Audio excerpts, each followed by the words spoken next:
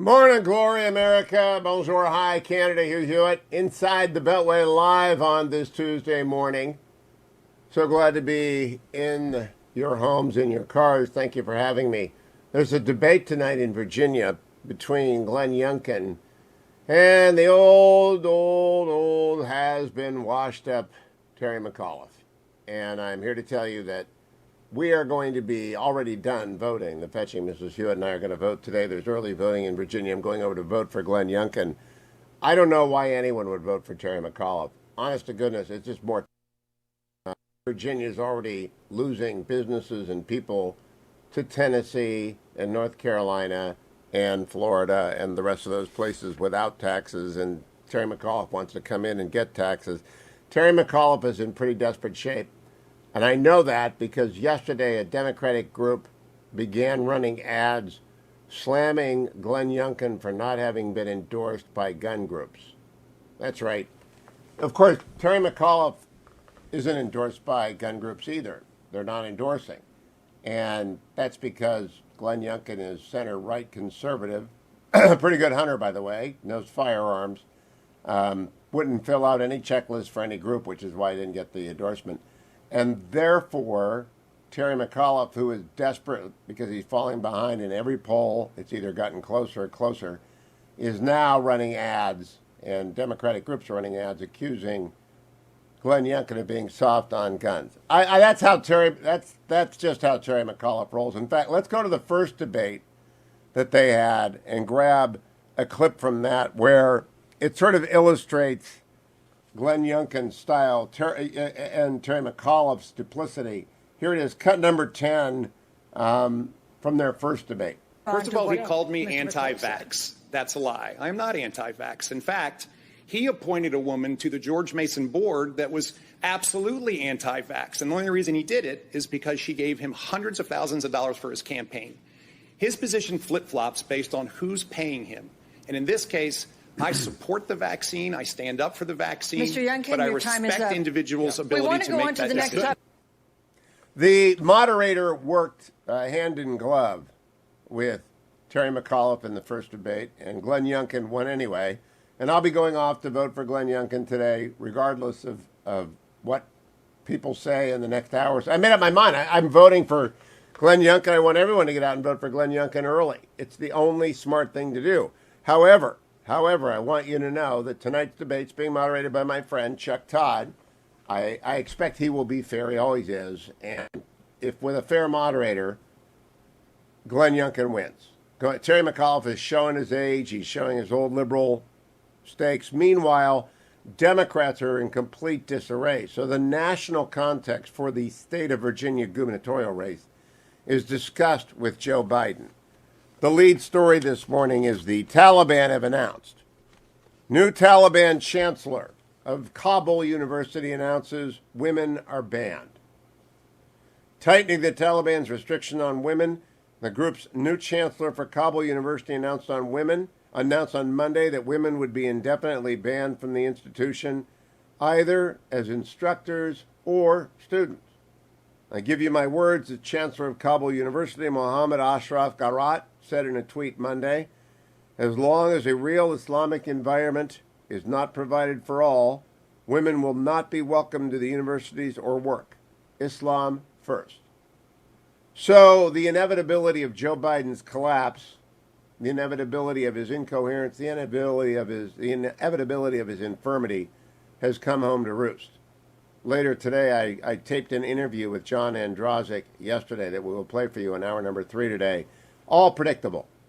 Joe Biden is responsible for this fiasco. And you should know that. And when you vote in the Virginia election, you should know that. You should also know that the Republicans stopped yesterday an absurd bill hiking the national debt that Democrats don't want to pass on their own to cover the massive, they have to attach it to their massive tax and spend bill, which is already running into trouble. Yesterday, they proposed a new 20% hike in a carbon tax. It's one of the most amazing taxes out of nowhere. They came up with this massive new tax, and they hadn't told anyone about it. They wanted to tax all carbon products, this massive new tax. and some of the moderate Democrats got together and said, we're not really going to vote for that. So there's a deadlock. The Republicans, as expected, turned down the debt limit. Their accomplices in the media are trying very hard to make that appear to be a normal thing, to make that appear to be a Republican problem. It's not. The Democrats can't get their act together. They cannot make up their mind on what to do because the moderates and the progressives cannot agree. There are no moderates. The liberals and the leftists can't agree. That's the problem with the Democratic Party. The liberals and the leftists can't agree. Other news. Over at the landing page of the Washington Post, you'll find my new editorial on vaccines. Trust the doctors, not the internet. And I drew on my now decades-old experience with the Chad Green case, where Chad Green's parents simply would not allow modern medicine to treat Chad, 4-year-old boy at the time. They eventually bolted from Mexico, took him to Mexico to try Laetrile, and when they got to the Laetrile, Chad Green died. And Dr. Truman, who I got to know a little bit when I was an undergraduate, just couldn't do anything about it because he was beyond the jurisdiction of the law. But the people who sold the greens on Laetrile are like the people who are now selling you on anti-vaxxer stuff. Just don't believe it. The idea that Terry McAuliffe appointed an anti-vaxxer to the George Mason board. I want to play that one more time. This is from the last debate. Glenn Youngkin, cut number 10. First of all, he called me anti-vax. That's a lie. I'm not anti-vax. In fact, he appointed a woman to the George Mason board that was absolutely anti-vax. And the only reason he did it is because she gave him hundreds of thousands of dollars for his campaign. His position flip-flops based on who's paying him. And in this case, I support the vaccine. I stand up for the vaccine. Mr. Youngkin, but I your time is respect up. individuals' ability to make that decision. That is exactly right. Now, I want to play for you as well John Yarmuth, Democrat from Kentucky, chairman of the Budget Committee, talking yesterday about why the Democrats have so much problem putting together a massive tax and hike bill, but while in the end they will get it done. Cut 17. So then the question comes, if you can't find the resources to do it, what do you do? And this is part of a much longer topic that I'm not going to discuss today, but I'll make some recommendations. One is, we don't need to find ways to take money from people to pay for what we need to do for people. In this country, because we issue our own currency and because we borrow and spend in our own currency, we can pay for whatever we want to pay for. We just tell the Treasury to pay the bills. We write the checks when the bills come in. And you say, well, what about the debt? $28 trillion.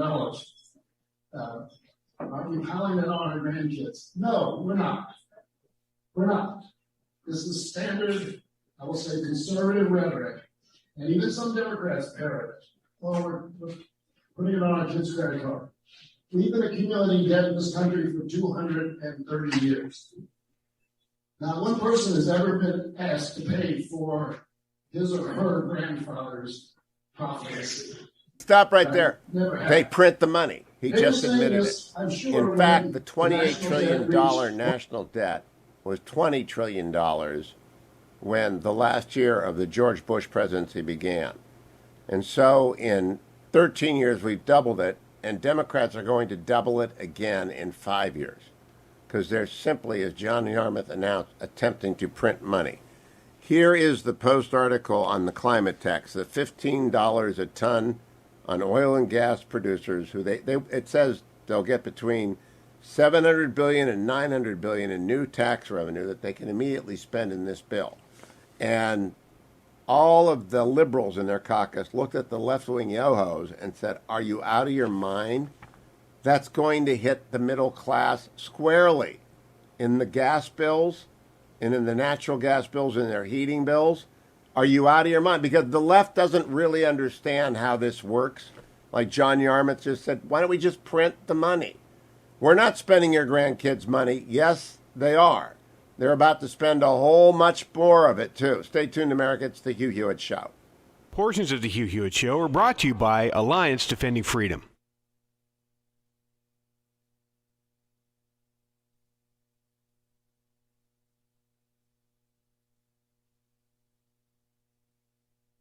Salem Now. The most powerful organs of the state are not merely corrupt, but that they've been weaponized. We are now all rooting for his success. That's not what happened. It was a complete ambush. I thought it's early enough. Let's just send a couple guys over. And the audience was, ha, ha, ha, ha. How funny to set up an innocent man. This is what third world security states do. They spy on their political opponents like this. This is part of a concerted Russian influence operation. Russians, I'm not going to be specific as... He knew he could just say it on TV and then hide behind, well, it's all classified, I can't get into it. It divided the country in ways that people can't imagine. It's inspired massive violence. It's given people who are bad faith actors a license to do whatever they want. Look for Salem Now in the App Store or go to Salem Now. Trending now on The Charlie Kirk Show. We now have what would only possibly be explained as a refugee camp somewhere out of Syria or Somalia in our own country in Del Rio, Texas. Now, Del Rio, Texas is right across the border from Mexico. Mexico has no desire or interest to actually secure the southern border on their side, unlike under President Trump, who actually negotiated a deal and threatened tariffs. And as soon as President Trump threatened a 5% tariff, Mexico came straight to the table and they started to try to secure the southern border. Now, we have manufactured mayhem right now in Del Rio, Texas, and the only reason we know anything about it is thanks to Fox News and one drone that flew. Keep up with what's trending. Subscribe on YouTube today. Trending now on The Dennis Prager Show.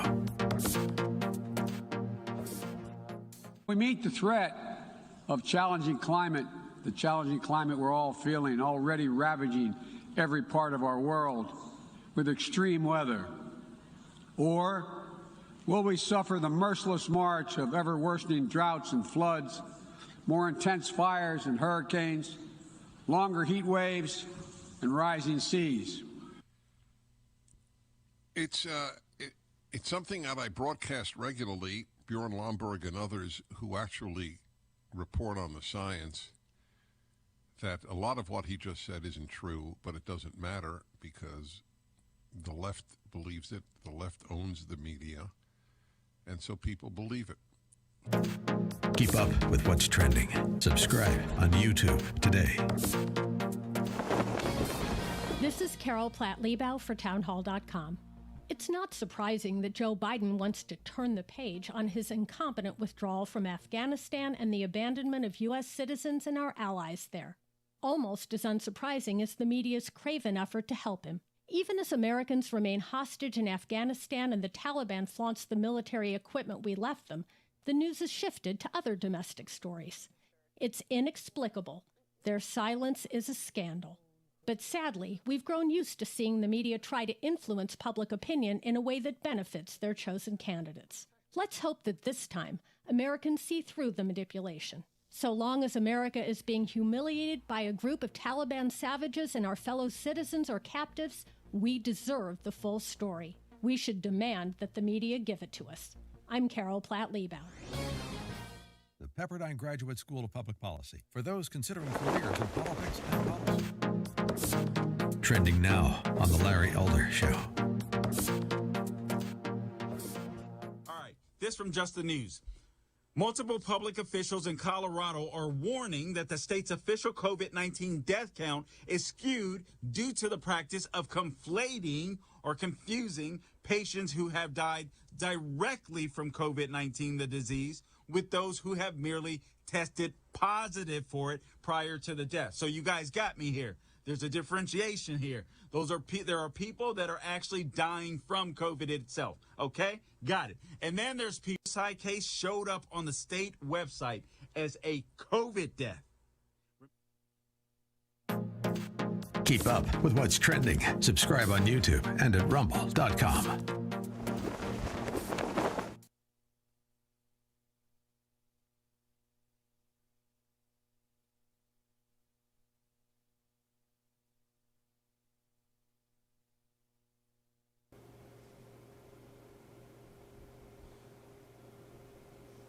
Welcome back, America. It's Hugh Hewitt. Good morning to you on this Tuesday. Democrats are in complete disarray. They'll get their act together and spend your money and raise your taxes. Don't worry. I am absolutely certain by the end of the week or next week at the latest, they'll get their act together. They will raise your taxes and spend all the money, and we will have 3 to 4 trillion, maybe 5 trillion new dollars in debt on the national backs of your children, grandchildren, great-grandchildren. But Mitch McConnell went to the Senate floor yesterday and in his inimitable fashion explained it all. Cut number 2. So, Madam President, the Democratic leader is scheduled to vote today that he knows will fail. For more than 2 months, since July, Republicans have been clear about where we stand. We're willing to work together to keep the government open. We're not willing to help Democrats raise the debt ceiling while they write a reckless taxing and spending spree of historic proportions behind closed doors. Democrats control the entire government, the Senate, the House, the White House. They intend to sideline Republicans and go it alone to slam American families with historic tax hikes and borrowing. So they will need to raise the debt limit on a partisan basis as well. And they've known that for 2 months now. 2 months. Just like then Senator Biden and Senator Schumer voted no on a debt limit increase and made a unified Republican government handle it alone back in the early 2000s. This has happened before. Earlier this year, Senate Democrats requested and won additional flexibility to make policy on party lines. They have every single tool they need to do their job. The Democratic leader, the Speaker of the House, and the President of the United States have had 10 weeks, 10, to plan for funding the government and addressing the debt limit. There never had to be 1 ounce of drama to any of this. Any drama here is self-created by the Democrats. Republicans continue to try to help our Democratic friends avoid multiple new crises of their own making. On the debt limits, Democrats have all the time and all the tools to do what they have to do. And I've explained in detail how they need to proceed. Because Democrats ignored our warning back in July, they must amend their previous budget resolution with debt limit instructions and proceed through a fast-track process. On the more urgent issue, government funding, Senator Shelby and I have a clean CR that could pass today. Our bill tracks with bipartisan talks. It would keep the government open, fund disaster relief for Louisiana, and fund defensive assistance for our ally Israel and their Iron Dome, and it drops the debt limit language that Democrats have known is a non-starter for more than 2 months. The Senate could advance this bill tonight. If Democrats will let us, we could take a bipartisan step tonight toward guaranteeing there will be no government shutdown. If the Democratic leader lets us, the Senate could advance government funding legislation with a big bipartisan vote yet tonight.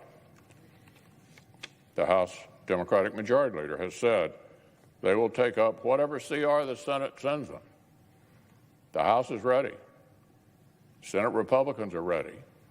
The only holdout is the Senate Democratic leader and his partisan tactics. So, in just a moment, I'll ask consent that Democrats forget about the vote they know will fail and instead let the Senate vote on a bill that can actually pass.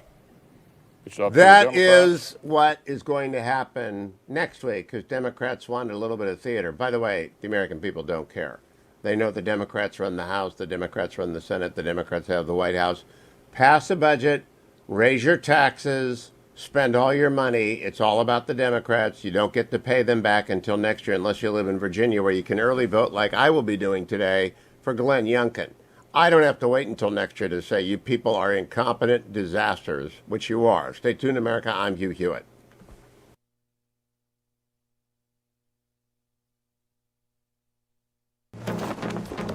Trending now on the Mike Gallagher Show. With the Vice President of the United States, the border czar, she's the one that Biden tasked with fixing the border. Wow, she's doing a heck of a job, isn't she? This is what she's upset about. What I saw depicted about those individuals on horseback treating human beings the way they were is horrible. And I fully support what is happening right now, which is a thorough investigation into exactly what is going on there. But human beings should never be treated that way. And I'm deeply troubled about it. The whole point is that we have to understand Haiti.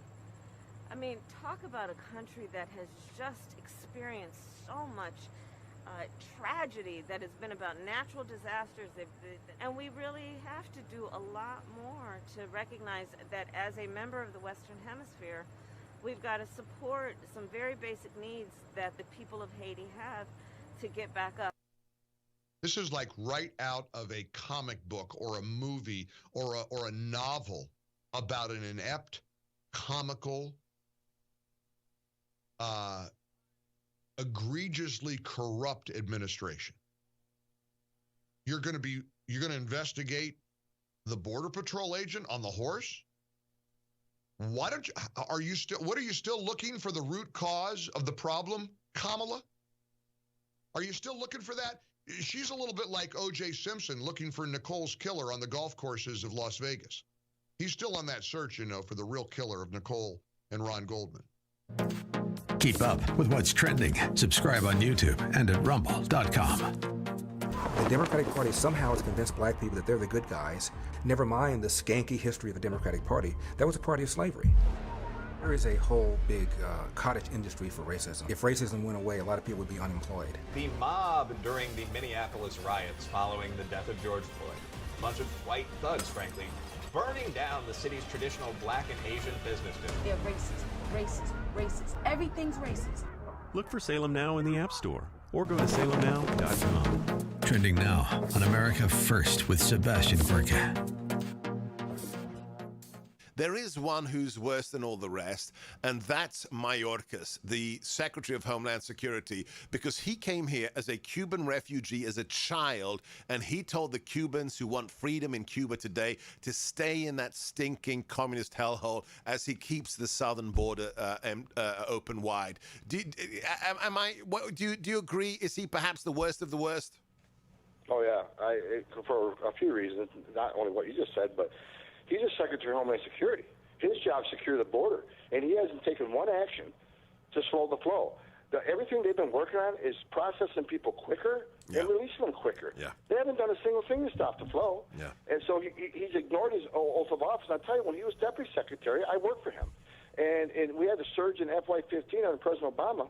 We built thousands of family beds. We held people to see a judge. Most lost their cases, and we deported them. So he knows what it takes.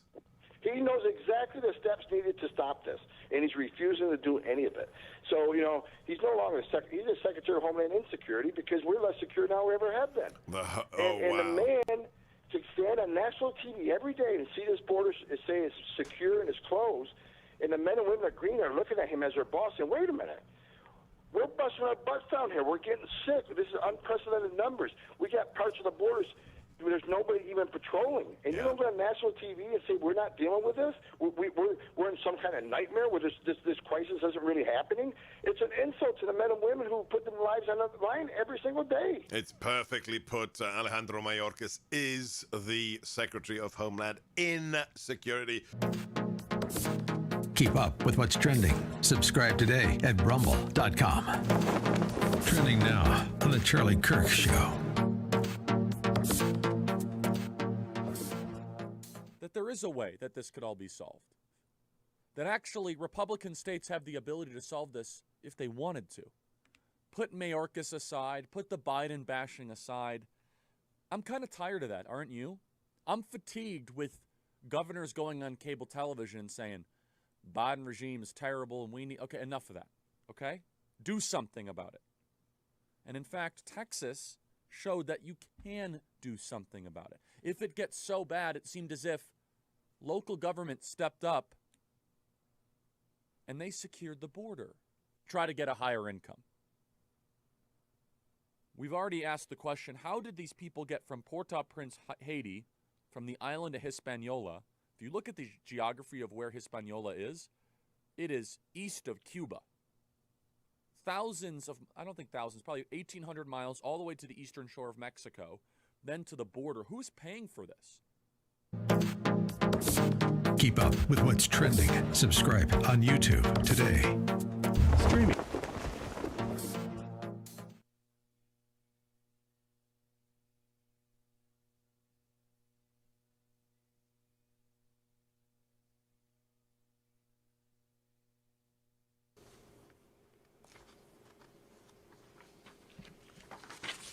Welcome back, America. I'm Hugh Hewitt. Thank you for tuning in to the Hugh Hewitt Show this morning. Every day at this time, I check the markets, brought to you by Birch Gold. I assure you, if you're going to buy gold, you want to do it from Birch Gold. You go to hughgold.com or simply text my name, Hugh, H-U-G-H, to 474747.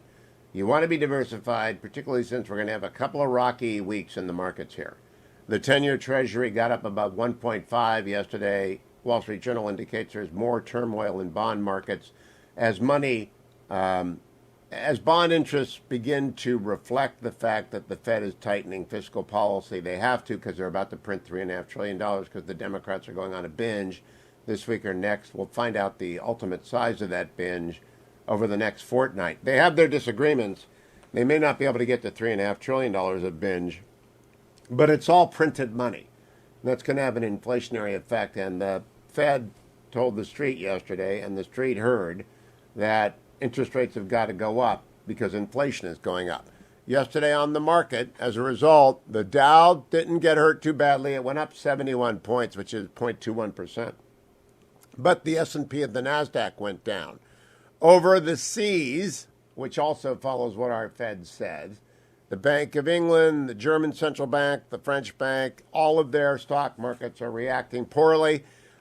In France, the stock market's down almost 2%. In Germany, it's down 1.25%. England, about 1%.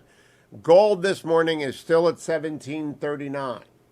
So the inflation that is coming, that is sparking the turmoil in the bond markets, hasn't yet hit the price of gold. So it's a good time to diversify now, before it's too late.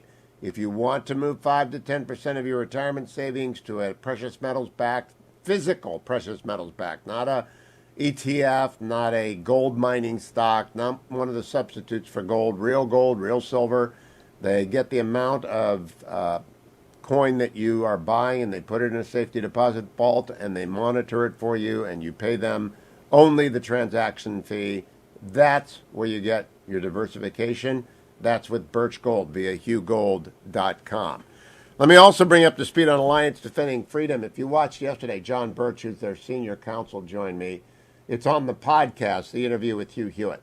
And I would encourage you to watch the entire podcast. Today's podcast will be with John Ondrasik, the interview that I taped with him yesterday afternoon. But yesterday, John Birch was live with me, former Solicitor General of Michigan. He's 11 for 12 in the Supreme Court. He oversees all appeals jurisdiction in the world of Alliance Defending Freedom. One of the cases that he mentioned yesterday is the 303 Creative case. The California web designer of wedding websites is being sued by the LGBTQ community to be put out of business unless she agrees to do LGBTQ weddings. And she's an evangelical Christian and doesn't want to design websites for same-sex marriage weddings. There are lots of website designers, America, and the 10th Circuit somehow said, nope, she's a category of one. If they want her, she's in the marketplace, she must provide her services, which are creative services, to the same-sex couple requesting her. It's a strike suit. It's a suit designed to punish, just like Masterpiece Cake Shop. Alliance Defending Freedom is weighed in. ADF's Matt Sharp explains to us why our help is needed. One day it may be your grandmother or your business that comes under attack because you wanting to operate consistent with your faith. And maybe your kid's religious school comes under attack for wanting to teach kids the biblical values that you hold so dear. ADF is always there to stand with people to make sure that their rights are not trampled, that their freedom is always protected, both locally, statewide, and ultimately at the U.S. Supreme Court. ADF always represents its clients for free because of the donations of people like you. So if you believe in any kind of religion at all, and I'm talking to the Buddhist and the Hindu here, as well as the Muslim, of course, evangelicals and Catholics and Mormons, all of you are benefited by the Alliance Defending Freedom in hundreds of lawsuits across the United States, most importantly at the Supreme Court. Over at HughHewitt.com, there's a banner at the very top. Can I implore you to please make a donation to ADF? Do so. Go over to HughHewitt.com, click on it. Website takes a beat, boom, it loads immediately, but then the ad banner at the top comes up, and it says Alliance Defending Freedom, Religious Freedom, something like that.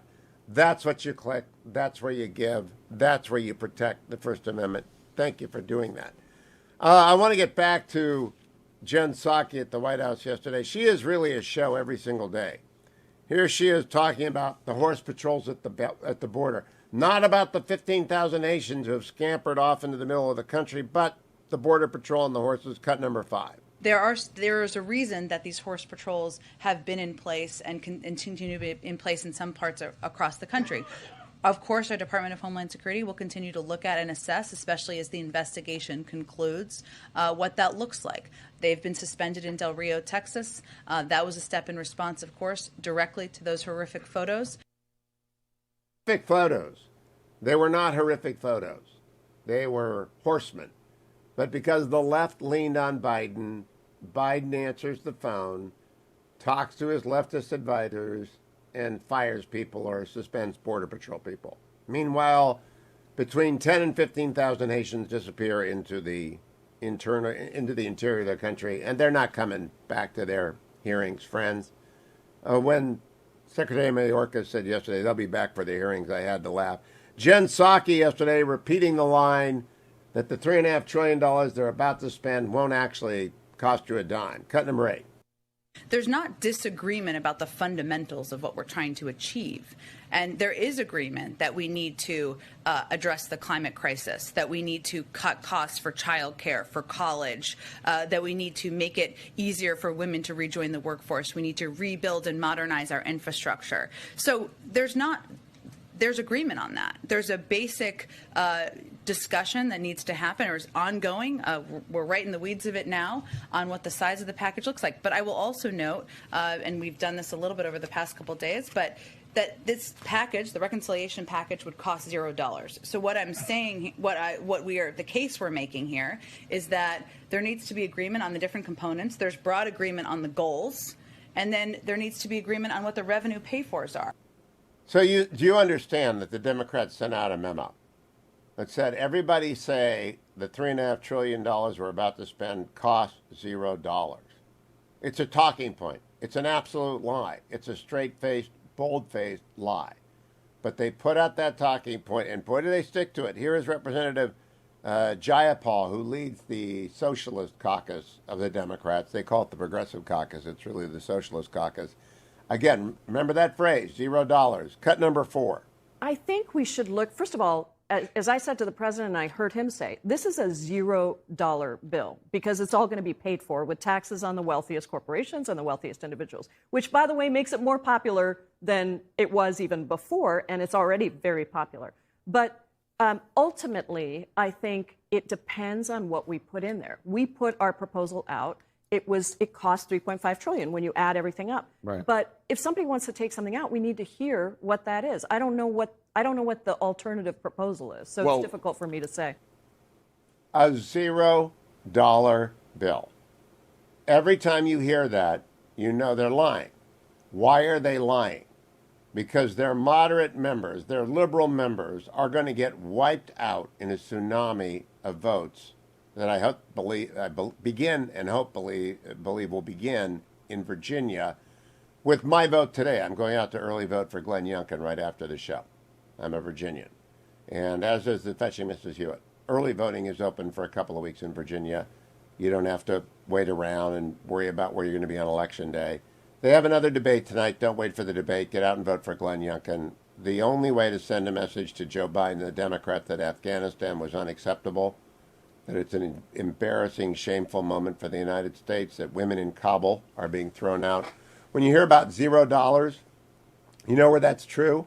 There's $0 for defense in the $3.5 trillion. $0 for defense in the $3.5 trillion the Democrats are about to spend. $0 for defense. Zero. So that's the only true part of the zero talking point. But just keep listening in the week ahead. Nancy Pelosi said it yesterday. Representative Jayapal said it today. Jen Psaki, I'm playing it. It's a clip from yesterday. I'm playing it for you today. So Nancy Pelosi's clip was from Sunday when I played it yesterday.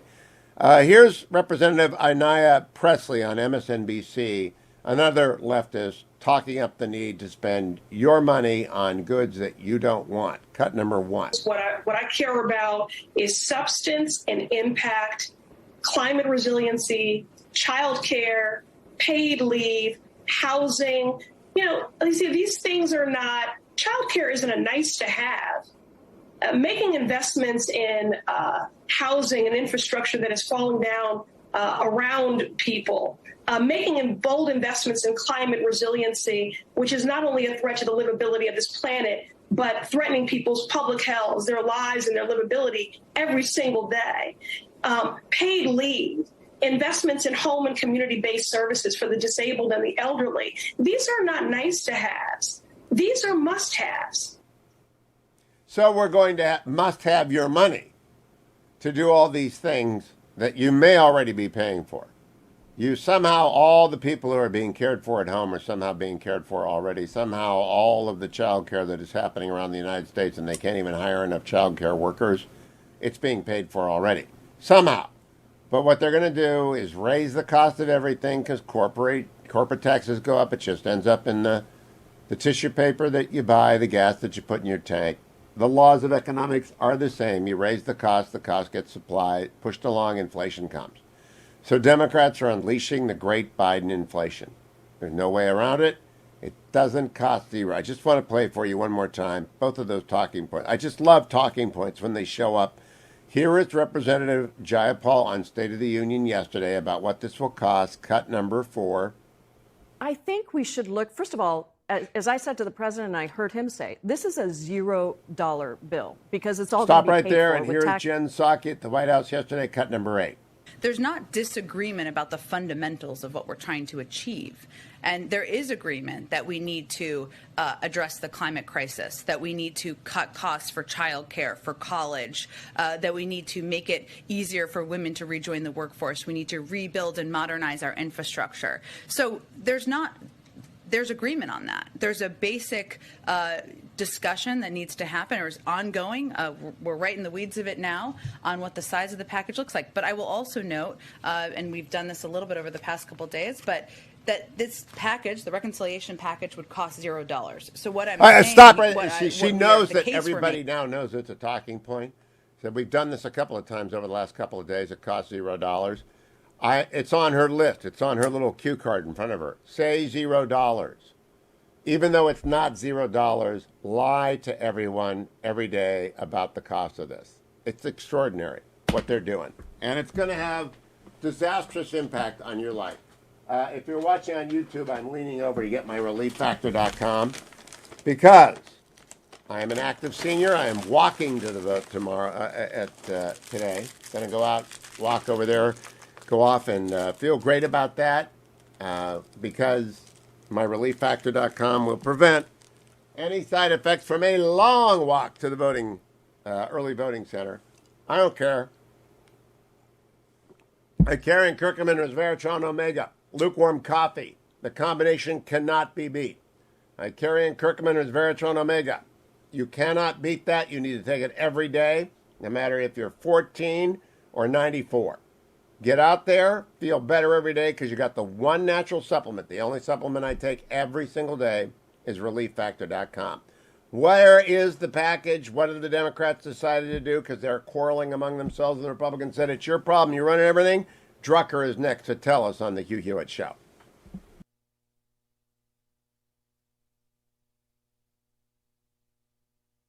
Now.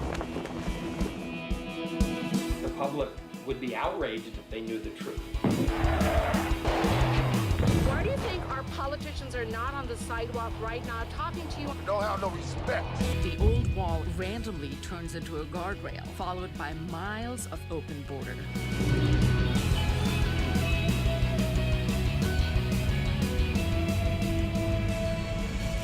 Human trafficking. That journey is extremely dangerous. The 7-year-old girl died in the desert. From the country of India. A great pillar of the community was killed by a man who had been deported at least twice. This little urn contains the ashes of my son. His dreams cut short forever. We're so worried about other countries' problems, and we don't even focus on our own. Look for Salem Now in the App Store or go to salemnow.com. Trending now on The Dennis Prager Show. Because if America's not the world's policeman, there are two things that will happen. Bad people will become the world's policemen, or there will be no policemen and they will be just mass evil.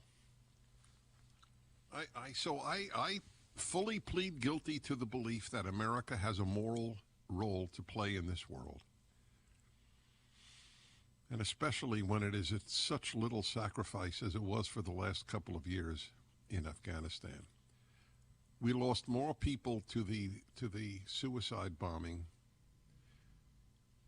when Joe Biden said we would leave. In that day, we lost more servicemen than in the last year and a half, all put together. We're opening a new era of relentless diplomacy. Is there anybody who understands what that means? Relentless diplomacy with whom? With the Taliban? Yeah, that's actually one of those that he has in mind. Using the power of our development aid to invest in new ways of lifting people up around the world. I must admit that I didn't understand most of his speech. That is one of the sentences. I have no idea what he was talking about. Number 23.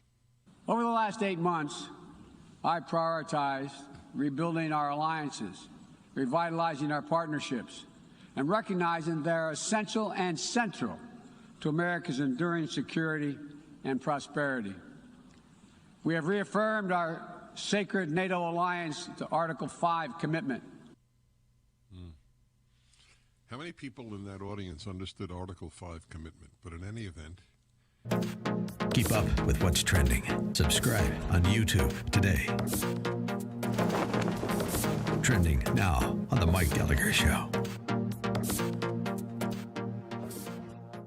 It's hard not to weep for our country right now, isn't it? When you see these images of thousands of people camped out under makeshift sticks and branches and trees, it does look like a third world nation. It's Del Rio, Texas. It's a state of Texas in the United States of America. Subscribe on YouTube and at rumble.com.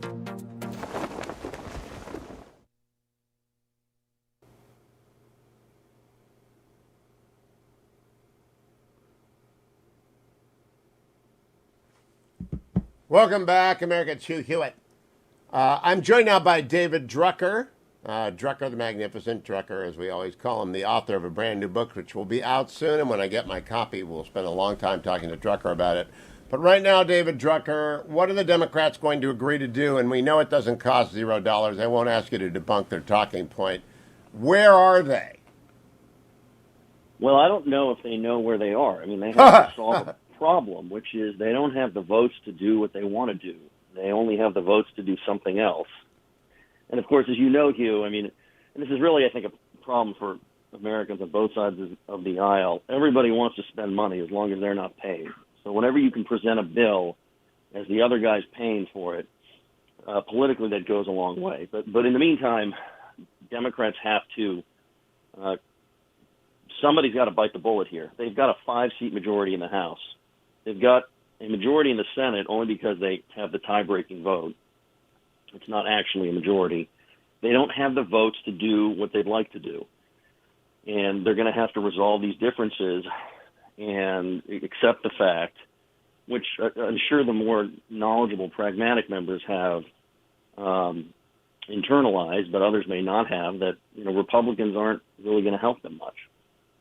And so they have to negotiate among themselves. Mitch McConnell, I played his remarks. We're not voting for any of this, we being Republicans. And I'm a Republican, so I'm completely sympathetic to the leader. And McCarthy, there's not one vote anywhere.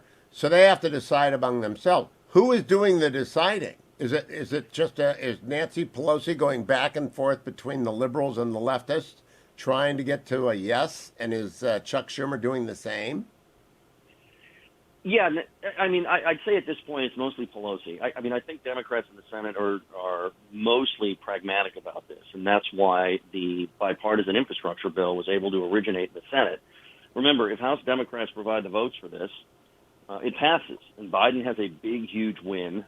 How it plays out in terms of, how excited voters get is a different story, but, presidents over the past decade or so, or at least recently, have been trying to pass a lot of infrastructure investment spending, and Biden is on the cusp of getting it. It's up to his party. It's not that it's up to his party, but they have a Democratic majority, and they've got a Democratic president, and so a Democratic majority can deliver a Democratic president a big, huge win on this, and they got 18 votes in the Senate. So Republicans did vote for something that they felt was worthwhile. And that could happen. The big issue is this reconciliation. But I want to pause and explain to the audience, David. We always get new affiliates. Okay. You're talking about the infrastructure bill, and that's the $1.5 trillion that would pass with bipartisan support. That's not good. That's not the $3.5 trillion. Yeah, it doesn't have to go back to the Senate. Is my point. So the big fight is over.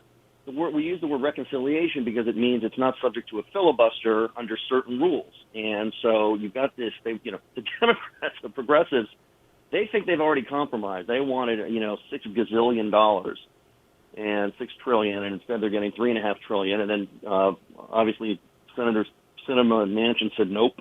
And they're all trying to figure out what to do here with this reconciliation package. And progressives believe that holding the bipartisan infrastructure package as leverage is their only way to get all this other massive spending they want. And Pelosi is trying to tell them, no, let's get this thing out so we have an achievement here. And it's also because the Democrats that are centrist or moderate or just not hugely liberal are saying we don't want to do one and not the other. And so it's just a big mess. But I think Senate Democrats will end up going along with whatever the House sends them in terms of reconciliation. So they're not really the problem. No. The reconciliation is going to run into the brick wall. Yes.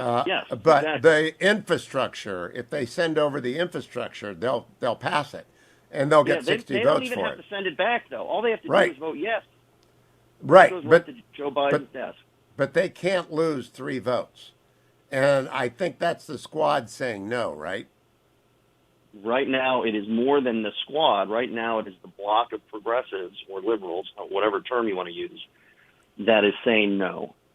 And you also have a block of centrists or moderates. No, not on this show, David. There are liberals and leftists in the House with a D behind their name. There are no centrists. I'm going to use my own terms. I'll call them pragmatic Democrats, pragmatic liberals, whatever. There's a block of them that don't want to do reconciliation first. They want to do bipartisan infrastructure first for a whole host of reasons. And they're also not in agreement with how progressives or liberals want to do things. David, please. We got to not confuse the audience. There are Democrats. There are liberal Democrats and there are leftist Democrats. The liberal Democrats want infrastructure. The leftist Democrats want infrastructure, but they only want it with reconciliation. The liberal Democrats say, no, pass the infrastructure bill. And the Senate Democrats are a mixture of 48 liberals, of 48 will pass anything, and 2 liberals. Look, it's your show, so it's fine with me. But they won't. They can't agree amongst themselves, and that's the big problem. That is. But will they eventually get to an answer this week, or is it going to be next week? I tend to think they'll get there eventually one way or the other. How and when, I'm not sure. So do I. I think they will eventually screw the American people, but it ain't going to happen this week. I don't think. David Drucker of the Washington Examiner. Thank you. I'll be right back. America, it's the Hugh Hewitt Show.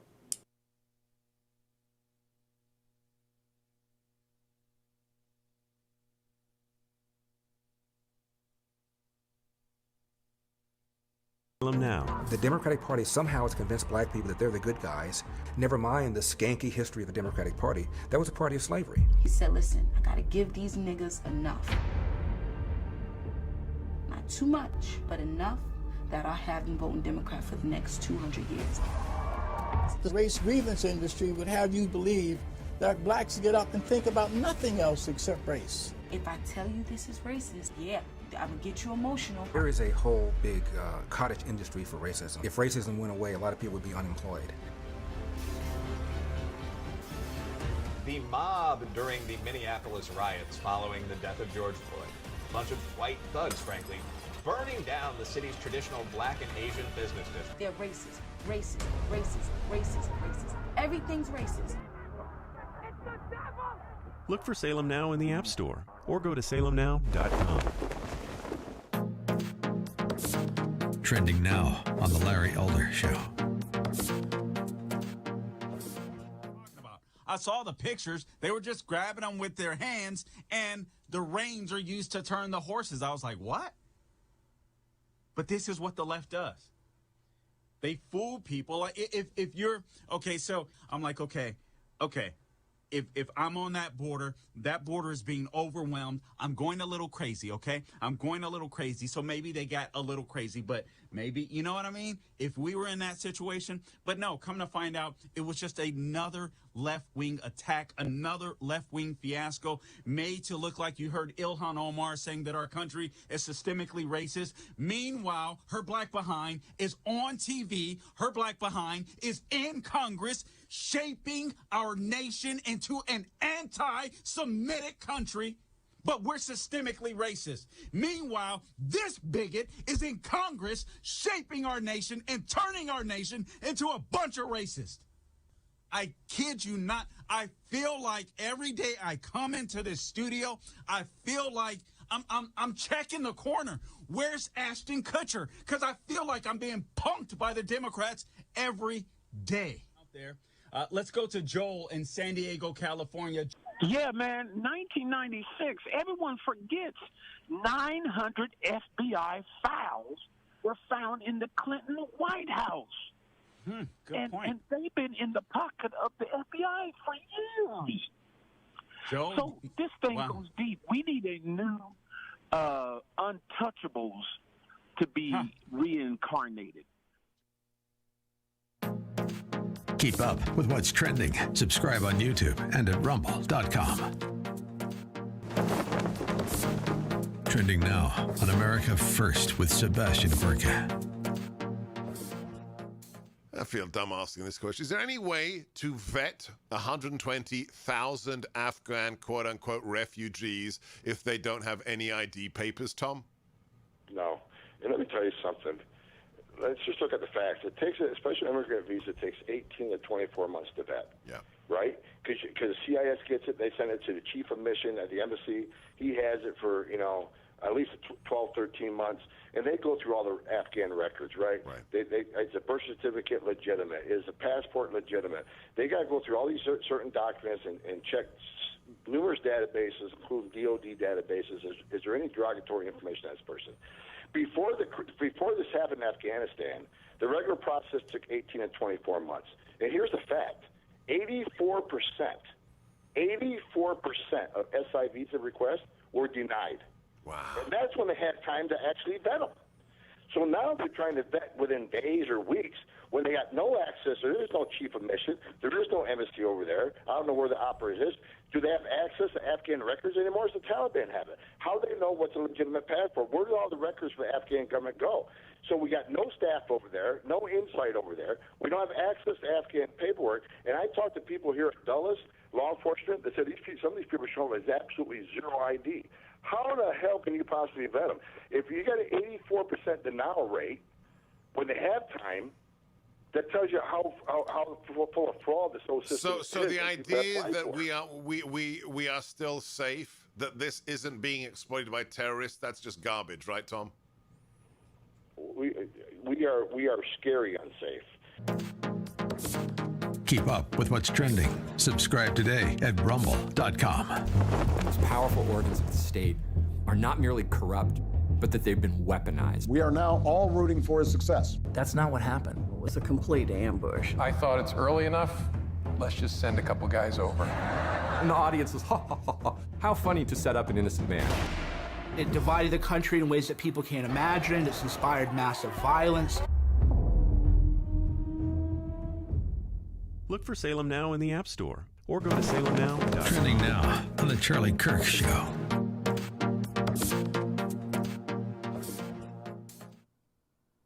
The front page of the New York Times, the alleged paper of record. All the news that's fits to print, Pravda says. Front page of the New York Times says, Manhattan is buoyed as Google buys a building for $2.1 billion. New York Times also says, Trump campaign new vote case was groundless. This is what the New York Times is covering today. The paper of record. They're also covering Biden's speech at the United Nations, which we will cover a little bit. There's not that much there to cover, as he read from a teleprompter. Instead, we're going to cover the imminent invasion happening in our country. We already have had 1.8 million people illegally cross into our country this year. 1.8 million. Cutting in line, border jumping, breaking the law. These are criminals, and they should be treated as criminals. This is designed disorder by the Biden regime. And only thanks to Fox News stumbling across this and publicizing it do we even know this is happening. And in some of the coverage on Tucker Carlson's wonderful show, there was something that was said by Bill Magulin that I think was quite revealing. Something that I think exposed how this could actually be solved. That many people are upset that the southern border is wide open, but we feel powerless. We feel helpless. In fact, we are told that unless the Biden regime steps up and does something, there's nothing we can do. Keep up with what's trending. Subscribe on YouTube today. Trending now on The Dennis Prager Show. We've ended 20 years of conflict in Afghanistan. And as we close this period of relentless war, we're opening a new era of relentless diplomacy, of using the power of our development aid to invest in new ways of lifting people up around the world. I love that. We've ended 20 years of conflict in Afghanistan. That's not true. We've ended 20 years of American troops in Afghanistan. We have not ended 20 years of conflict in Afghanistan. I wish we did. The Taliban has taken over. That is exactly that would be like saying if Churchill had decided not to fight Hitler any longer. Well, we've ended all these years of conflict with Germany. Except when you have tyrants in charge, violent tyrants, you have not ended conflict. You have only ended your role in it. It shows the statement is fascinating. It's so incorrect that it really demands explanation. Why would somebody say something so incorrect? We have not ended 20 years of conflict.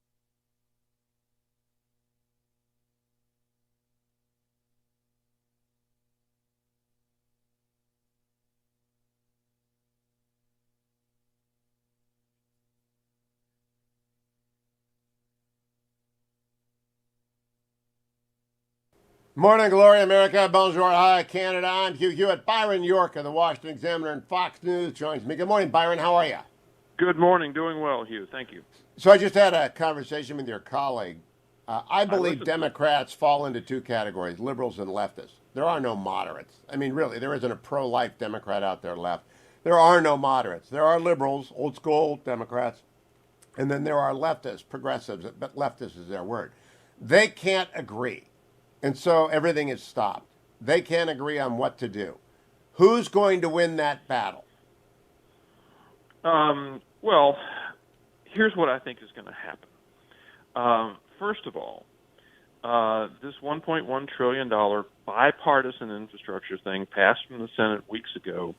The House could always just pass it in 10 minutes if they wanted. It was just sitting there, $1 trillion just sitting on the table. All you got to do is pick it up and put it in your pocket. They're going to do it. And the news this morning is Nancy Pelosi has decoupled that from this demand to pass $3.5 trillion in social and climate spending. And remember, President Biden caused kind of a ruckus when he came out and said that they had to be passed together. Even though the Senate had just passed this bill, the House would not pass it until they also passed the $3.5 trillion. They've given up on that, okay? So they're going to take the money because they'd be insane not to. Then the $3.5 trillion appears to be just murky at the moment. We don't know what the two, Manchin and Sinema, and other Democrats think, what their final position is. The Democrats are running into the problem they've always had, which is they do not control a majority of seats in the Senate. And you can't get New Deal size legislation done without even a bare Senate majority. Last thing is, Congress operates really only in a crisis. Remember back when the economy collapsed, they passed TARP in about 10 minutes. I mean, Yep. they could pass $1 trillion bill, before the end of your show, if they wanted to. So they wait until things become a crisis. So they are going to have to pass something to keep the government funded for some period of time, and then something to Raise the debt extend limit. the debt ceiling. Yeah. And if I could continue my monologue for one more moment, if you look at a Politico poll from yesterday, this is a classic question. If there was a U.S. government shutdown, would you tend to blame the Democratic Party more, the Republican Party more, or both parties equally? This time in this poll, Democrats 32%, Republicans 24%. Both parties equally was 36%. Now, that was different in 2018 when Republicans controlled Congress. Same question. Republicans, I think, 41%. Democrats, maybe 35%. So Democrats are in charge. People know that. They're going to get the blame if the government can't keep funded. And so they are going to give in and fund the government. They will fund the government next week, but then they have to pass a debt limit. They're going to have to fund the government with a clean CR. Unless I suppose they could attach the debt limit to the infrastructure bill, but I don't think it'll pass then. I think they'll lose their Republican vote. So they've got to amend the budget resolution to allow for reconciliation, to allow for a debt limit. When they're done with that, they have to come back and do part two. Part one's the trillion. So I hear you saying Pelosi's going to send that forward today. Is that the latest reporting? I believe it's Thursday. It's supposed to. She'll put it up for a vote. And will they lose 4 socialists? I mean, they've got 4 socialists at least. That's to the left of the leftists. Yeah. I agree with your liberals and leftists distinction. I mean, I always feel kind of funny writing the phrase Democratic moderates. There aren't any. Yeah, there aren't any. And so I agree with that. And so I believe this fight between Pelosi and the squad, which is kind of symbolic of her problems with some of the progressives, is something that's basically going to disappear. I do not think the progressives are going to kill a $1.1 trillion spending bill, all of which they support, in favor of some $6 trillion Shangri-La that they want to pass sometime in the future. I just don't think that's going to happen. Yeah, hostage taking doesn't work unless you're willing to slit the throat of your victim. Yeah, and they're not willing to here. Right. They're pointing a gun to their own heads and say, don't do that or I'll shoot. And right. It's crazy. So the $1 trillion gets through, the CR stripped of the debt limit gets through, and then we're back to about 3 weeks of negotiation on what to do about the $3.5 trillion. And that comes back to Sinema, Manchin, and Hassan. Yeah, and now remember, Manchin is saying, we don't need to really do this year. This is not something that's absolutely critical this year. I think that scares a lot of Democrats. But the fact is, they don't control a majority of seats in the Senate. If they had 54 votes in the Senate, they, first of all, the chances of crafting something to pick up 6 Republicans and make it past a filibuster would be much more possible than it is with 50. But in any event, they could lose a couple of votes and still get something through with a bare majority. But they don't. That dictates everything that happens in the Senate, the fact that the so-called majority party does not control a majority of seats. All right, now I want to turn to Virginia. I don't know if you vote in Virginia, Byron. I do. I'm going to vote early today. I'm not going to wait for the second debate. Chuck Todd is moderating it from NBC News. I think Glenn Youngkin will win 2 in a row because Terry McAuliffe, boy, does he look old. And it's just kind of the same old thing. But when Terry McAuliffe starts buying ads accusing Glenn Youngkin of being soft on guns, I think he's in trouble. What do you think? Well, this is, first of all, it's interesting. I do not vote in Virginia, but the race is clearly pretty much a toss-up at the moment, if not Youngkin ahead. So it's changed. And I don't know if you've been talking about this story from Axios that we've seen, but there have been some ads in Virginia accusing Youngkin of being soft on the Second Amendment. Yes. Bad on guns. And Axios reports that this is these ads are coming from a Democratic PAC, that the donation page is controlled by Act Blue, that it was incorporated in Virginia by a Democratic group, and its other ads on Snapchat are purchased by a Democratic purchasing group. So this indicates this is a dirty trick. It indicates a little desperation. A lot of desperation on the Democratic side. Yeah, this is, to me, it's the tell. They got to twitch, right? And when you start twitching and doing stuff like this, it's a poker tell. And it tells me that their internals are bad, that Terry is old, tired, that Biden is old and tired, and that Biden being old and tired, and the Afghanistan debacle, especially Virginia. People forget Virginia is a military state. And if anybody is upset with the, just today's story is that Kabul University has been closed to women. If anybody is pro-women in Virginia or pro-military, they're not going to vote for Terry McAuliffe after this debacle in Afghanistan, Byron York. It's not going to happen. So does this debate tonight matter, the one that Chuck Todd is moderating? Not as much. I mean, I think that the fundamentals of the race are pretty clear. But here's what's going to happen. McAuliffe is going to try to connect Youngkin to Donald Trump and say how terrible Donald Trump is over and over and over and over.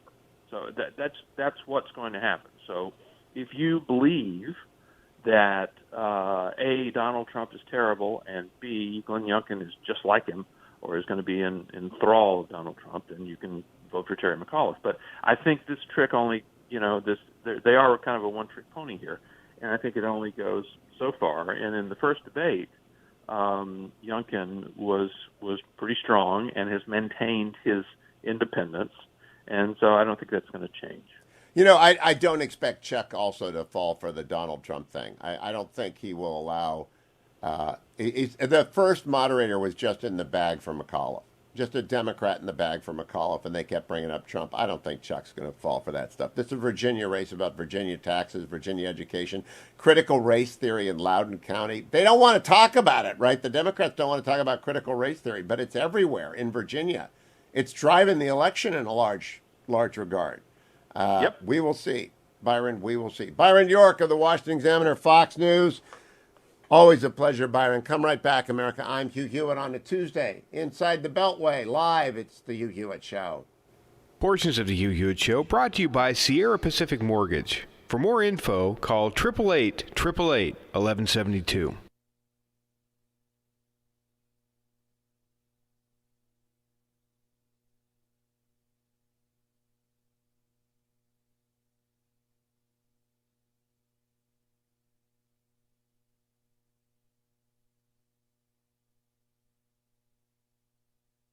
The most powerful organs of the state are not merely corrupt, but that they've been weaponized to go after perceived domestic enemies. And that's very scary. Our constitutional democracy enshrines the peaceful transfer of power. We are now all rooting for his success. The peaceful transition of power is one of the hallmarks of our democracy. We don't live in the United States of America as any of us would like to understand it. We have a peaceful transition of power process. That's not what happened. They interviewed General Flynn, and they did it in what was a complete ambush. I thought it's early enough. Let's just send a couple guys over. And the audience was, ha, ha, ha, ha. How funny to set up an innocent man. This is what third world security states do. They spy on their political opponents like this. This is part of a concerted Russian influence operation. Russian interference. They colluded. They were in on it. He would constantly say, I have seen evidence of collusion. Until this is released, I can't comment. I can't go into the particulars. Russians, I'm not going to be specific as. He knew he could just say it on TV and then hide behind, well, it's all classified, I can't get into it. Well, it's classified. You can't see it. Collusion. You just got to be willing to see it.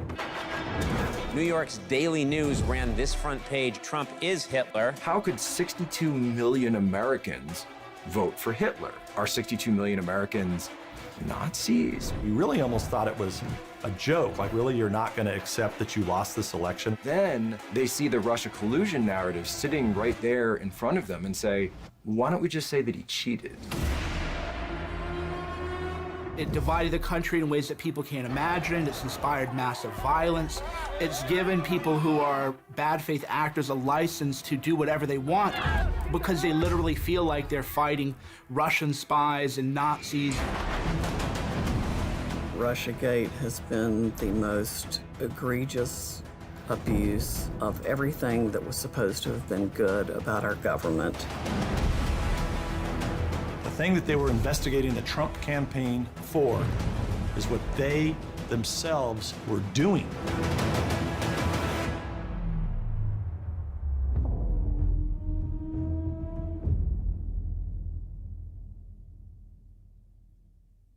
Streaming on Salem Now.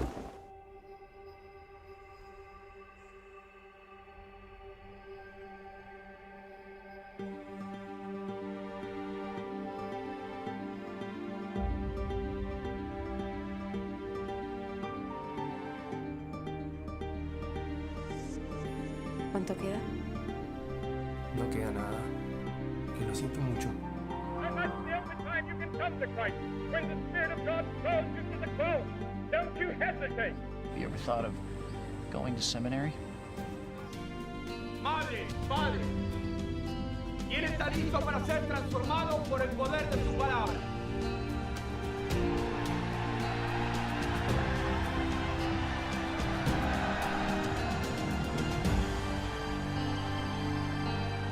Look for Salem Now in the App Store or go to salemnow.com. I grew up with hope, which is even worse than being poor.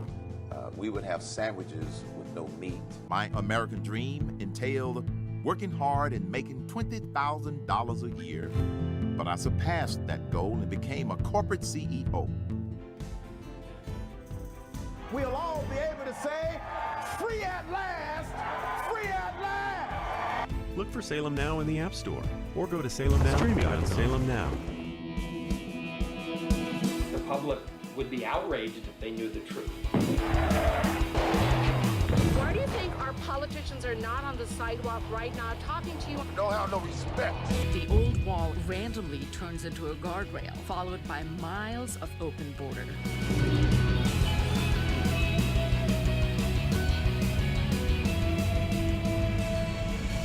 Human trafficking. That journey is extremely dangerous. The 7-year-old. Look for Salem Now in the App Store.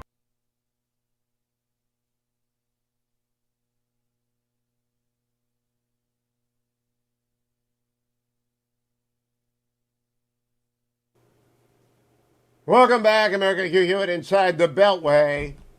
I have got an interview with John Ondrasik of Five for Fighting coming up next hour, which I don't think you want to miss. I taped it yesterday afternoon. Did you ever hear the little bug at the beginning of the show that says portions of this may be pre-recorded? That's when I do something. When you can find a musician, you cannot find them when the show is live early in the morning.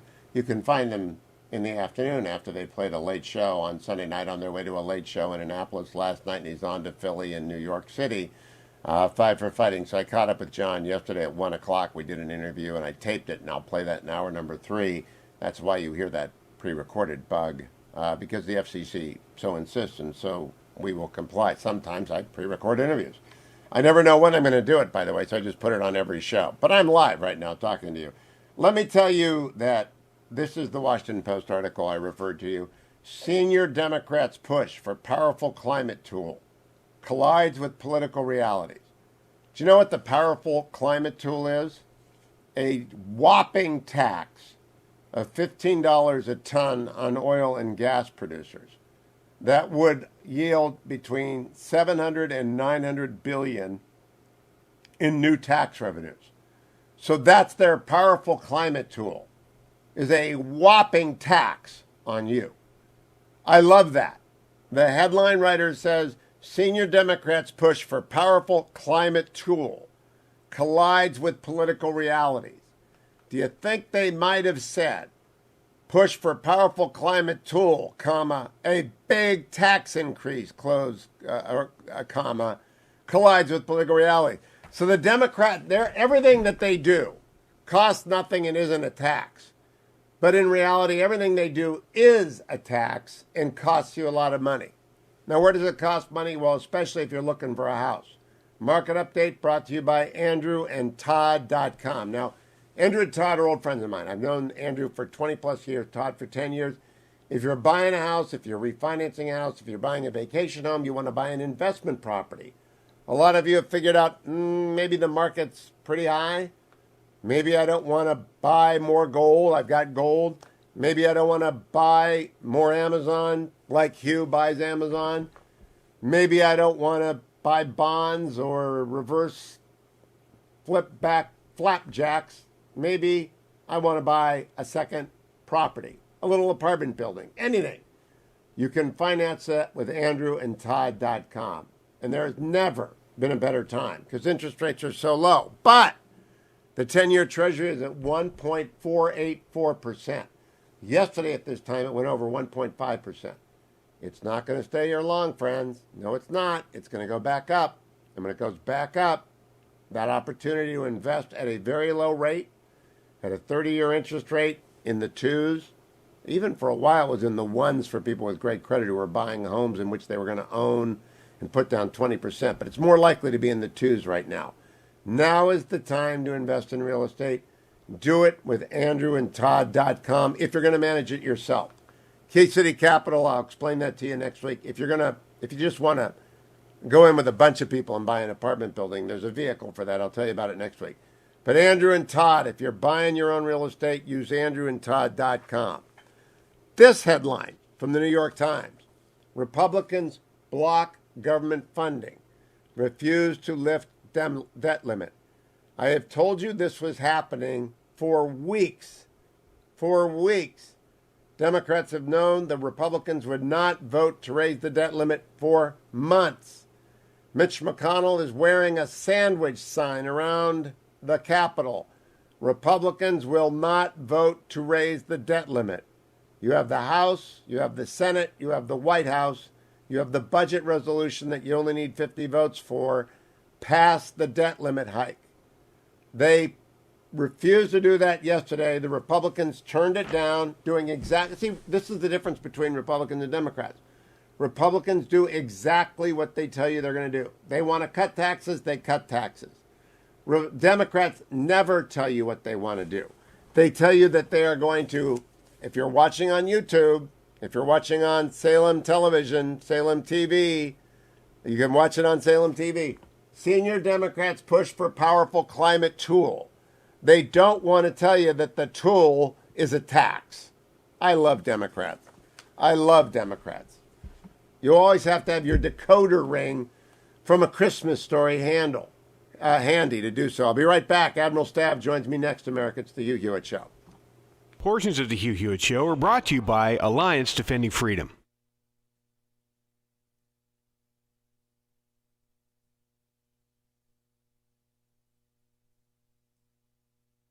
Trending now on the Charlie Kirk Show. Townhall.com. It's not surprising Now. that Joe Biden wants to... Powerful organs of the state are not merely corrupt, but that they've been weaponized. We are now all rooting for his success. That's not what happened. It was a complete ambush. I thought it's early enough. Let's just send a couple guys over. And the audience was, ha, ha, ha, ha. How funny to set up an innocent man. This is what third world security states do. They spy on their political opponents like this. This is part of a concerted Russian influence operation. Russians, I'm not going to be specific as he knew he could just say it on TV and then hide behind, well, it's all classified, I can't get into it. It divided the country in ways that people can't imagine. It's inspired massive violence. It's given people who are bad faith actors a license to do whatever they want. Look for Salem Now in the App Store or go to salemnow.com. Trending now on the Charlie Kirk Show. We now have what would only possibly be explained as a refugee camp somewhere out of Syria or Somalia in our own country in Del Rio, Texas.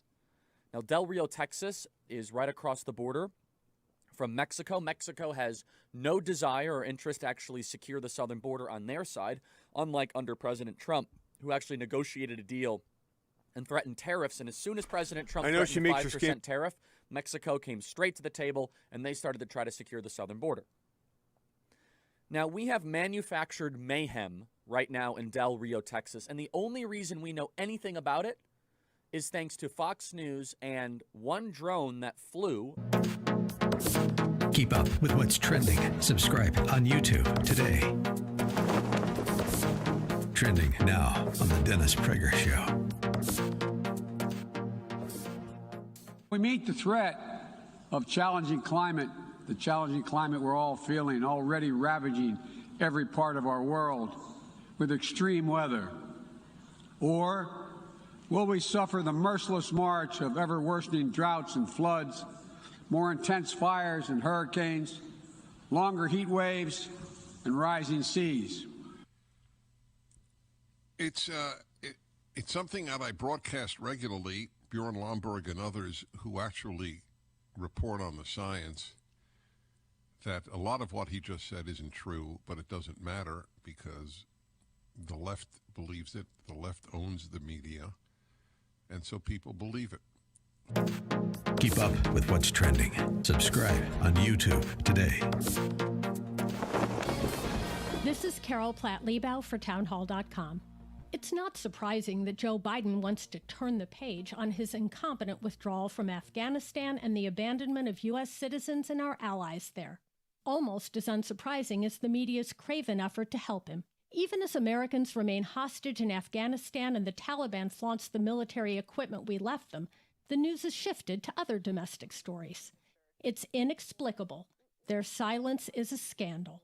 But sadly, we've grown used to seeing the media try to influence public opinion in a way that benefits their chosen candidates.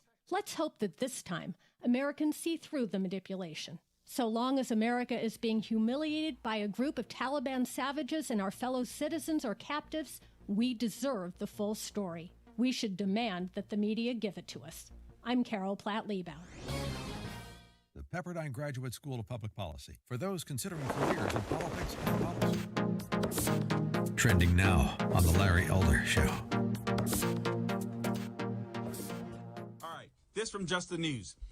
Multiple public officials in Colorado are warning that the state's official COVID-19 death count is skewed due to the practice of conflating or confusing patients who have died directly from COVID-19, the disease, with those who have merely tested positive for it prior to the death. So you guys got me here. There's a differentiation here. There are people that are actually dying from COVID itself. Okay? Got it. And then there's people that may be dying of some other condition, but they may have tested positive for COVID. Perhaps they were even asymptomatic. Nonetheless, these people are getting registered as COVID-19 deaths when it isn't COVID that caused it. Now, I will say this as a caveat. There are some people that have some conditions, and COVID can worsen those conditions, and maybe make their demise come on more quickly. So we do have to be fair in that instance. But as health officials have failed to make those key distinction points when it comes to the government's tally of COVID deaths. This is from Brenda Brock. Brenda Brock is the coroner for Grand County, Colorado. And she told Cheryl Atkinson that in November, listen to this, and this isn't a one-off. She told Cheryl Atkinson that back in November, she processed a murder-suicide case. The very next day, that murder-suicide case showed up on the state website as a COVID death.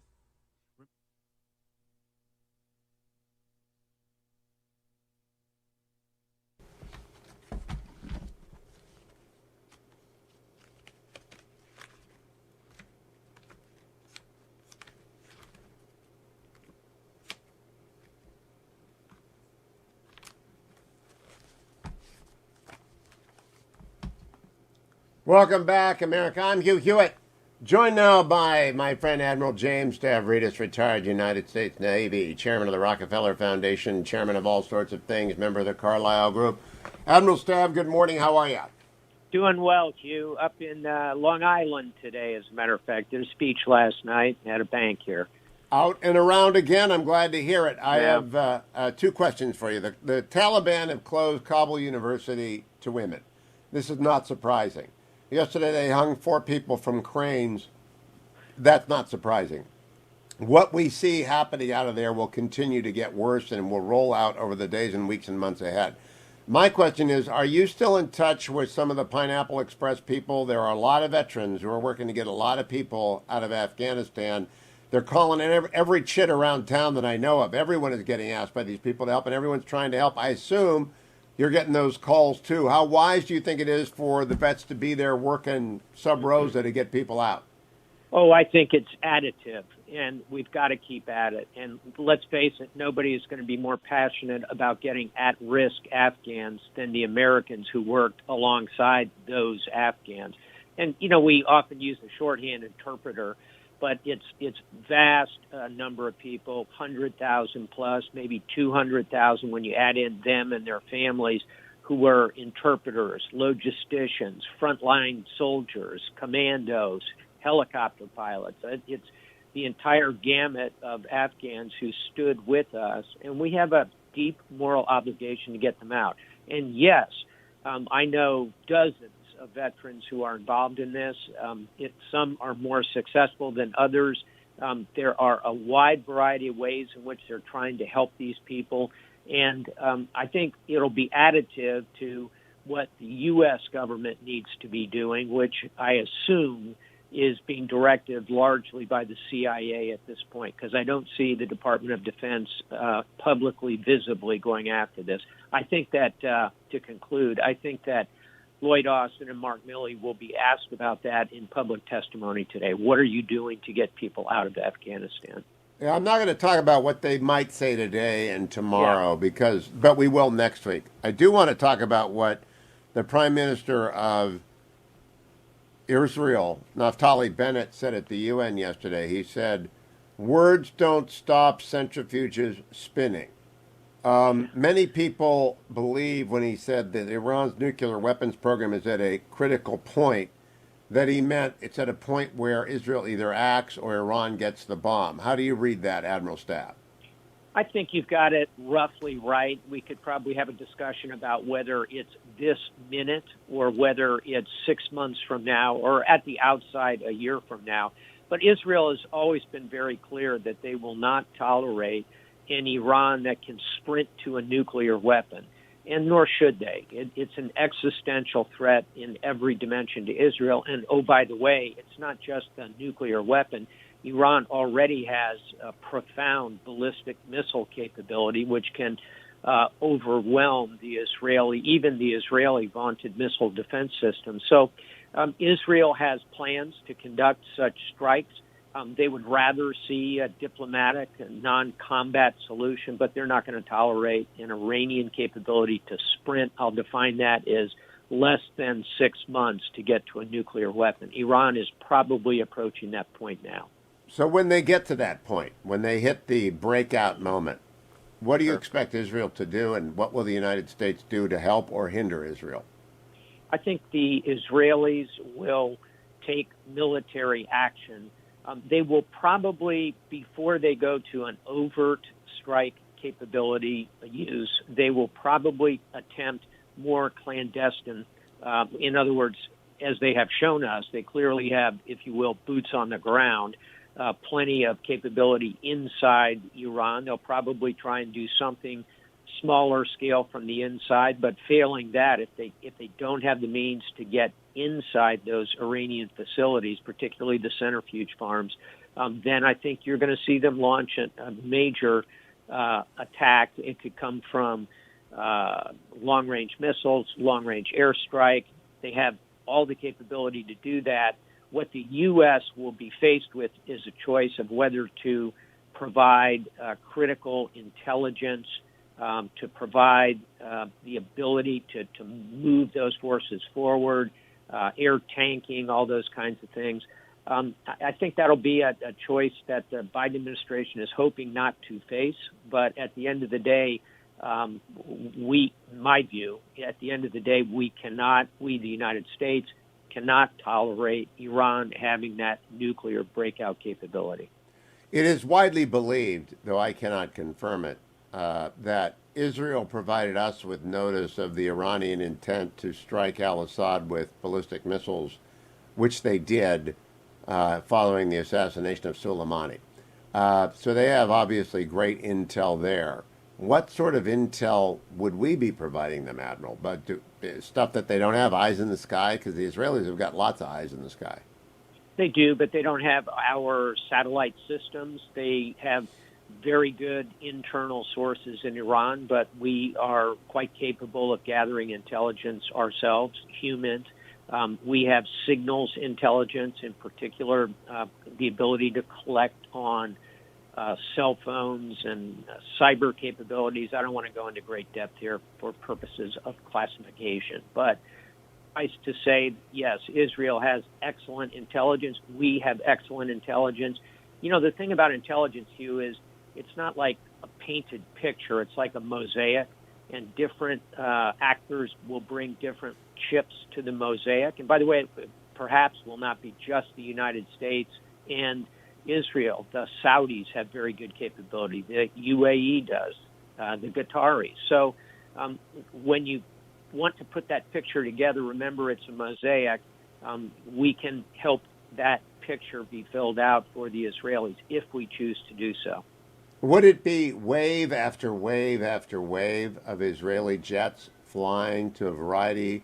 Because when the precursor of this, which was the attack on the Iraqi nuclear weapons program in the 80s, occurred, it was one elaborate strike, and they couldn't fly over certain Arab lands that they would be allowed overflight now. And they couldn't fly over Iraq, which would probably, they were aiming at Iraq. I don't know what Iraq would say now about overflights. What do you think, Admiral? Is it as an elaborate an attack as happened last time? I think that the Israelis will want to be as precise as they can possibly be. They'll also be highly creative here. In other words, Hugh, it will probably be long-range missiles in combination with manned aircraft in combination with offensive cyber capability, for example, to blunt Iranian air defense systems, in combination with internal boots on the ground, taking out particular nodes physically. It'll be a combined, sophisticated plan. It's not going to be a single rifle shot. It'll be all those elements coming together. And of course, they're not aiming to take out every Iranian production facility in the entire country of Iran, which is vast.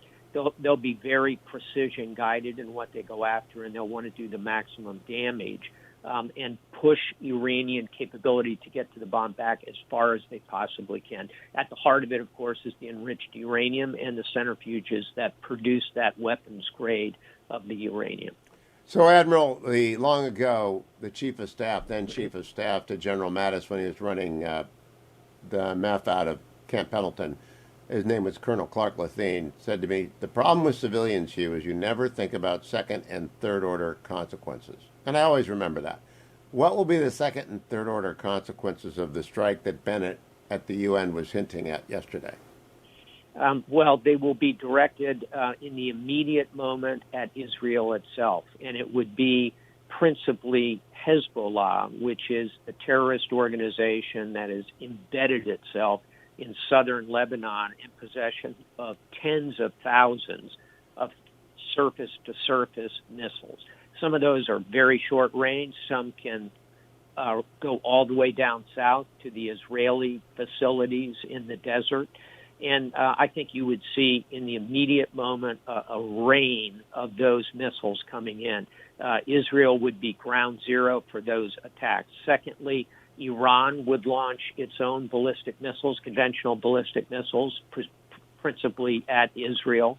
If the Iranians could tie Saudi cooperation or Gulf state cooperation to the strike, say overflight, you might see reactions against the Saudi oil fields, and you could see the Iranians decide to dump thousands of mines into the Strait of Hormuz.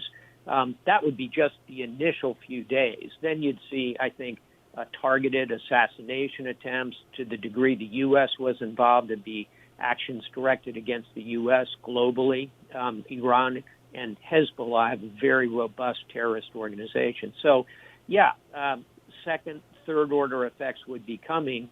And, oh, by the way, with all respect to the colonel, I've met a lot of civilians who are smart enough to think through second and third order effects. I know that the Biden administration is doing that, and that's a principal reason they're hoping to avoid the need for that kind of strike through diplomacy. But there comes a point where you have to recognize, I think, that not you, Admiral, but generally, that we have to recognize that Iran is not going to be deterred. And when that point comes and they cross over the breakout line, Israel's going to act. I was just curious if you thought among the second order impacts, a ground invasion of Lebanon coordinate with the strikes on Iran would occur so as to preempt as much of the Hezbollah rocketry as possible. I think that's a possibility. And let's face it, the Israelis, who have a finely tuned war machine in their own armed forces, would not have to commit ground troops to invading Iran. So their army would be available, if you will, for that kind of mission. Let's hope we don't get there. But to your point, if you're an Israeli, and this is why Naftali Bennett said those words at the UNGA, the United Nations General Assembly, we all want to be Sun Tzu, right? The great Asian strategist. The greatest battle is the one you never actually fight. He's all about diplomacy and head fakes and figuring out a clever way to win. But Sun Tzu also said, when on death ground, fight. And what he meant by that was when someone is going to kill you and you are on your death ground, you have to fight. And I think that's how Israel feels about an Iranian nuclear weapon. Perfect bow on it. Thank you very much, Admiral James Stavridis. Follow him on Twitter, by the way, at Stavridis. If you want him to speak to your group, Washington Speakers Bureau. Time for ReliefFactor.com. I'm having lunch with Dr. Jerry Mixon, the man who invented it, on Wednesday. Can't wait to talk to him about it. Want to find out how long it took him to figure it out. It's the perfect combination of Icarian, curcumin, resveratrol, and omega. It keeps seniors active, keeps young adults moving through minor injuries. It gets people back into the games they love to play, back walking, back enjoying the up and down motions that they may have found that age or exercise made it a little bit more difficult for them. You should be working out every day, walking every day, running every day, weight resistance, Pilates bar, whatever it is that you do, even if it's just an old-fashioned walk around the block. Relief Factor makes it easier for you to keep living the way you want to live until you're well into your 90s and maybe triple digits. And that's why ReliefFactor.com is especially important. If you got a mom or dad at home, get them ReliefFactor.com, and get back right back here after the break on the Hugh Hewitt Show. Portions of the Hugh Hewitt Show are brought to you by Alliance Defending Freedom.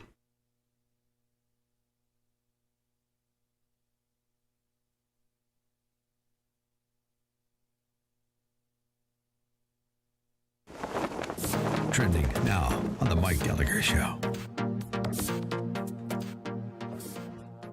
With the Vice President of the United States, the border czar, she's the one that Biden tasked with fixing the border. Wow, she's doing a heck of a job, isn't she? This is what she's upset about. What I saw depicted about those individuals on horseback treating human beings the way they were is horrible. And I fully support what is happening right now, which is a thorough investigation into exactly what is going on there. But human beings should never be treated that way, and I'm deeply troubled about it. The whole point is that we have to understand Haiti. I mean, talk about a country that has just experienced so much tragedy that has been about natural disasters, and we really have to do a lot more to recognize that as a member of the Western Hemisphere, we've got to support some very basic needs that the people of Haiti have to get back up. This is like right out of a comic book or a movie or a novel about an inept, comical, egregiously corrupt administration. You're going to investigate the Border Patrol agent on the horse? What are you still looking for the root cause of the problem, Kamala? Are you still looking for that? She's a little bit like O.J. Simpson looking for Nicole's killer on the golf courses of Las Vegas. He's still on that search, for the real killer of Nicole and Ron Goldman. Keep up with what's trending. Subscribe on YouTube and at rumble.com. The Democratic Party somehow has convinced black people that they're the good guys. Never mind the skanky history of the Democratic Party. That was a party of slavery. There is a whole big cottage industry for racism. If racism went away, a lot of people would be unemployed. The mob during the Minneapolis riots following the death of George Floyd.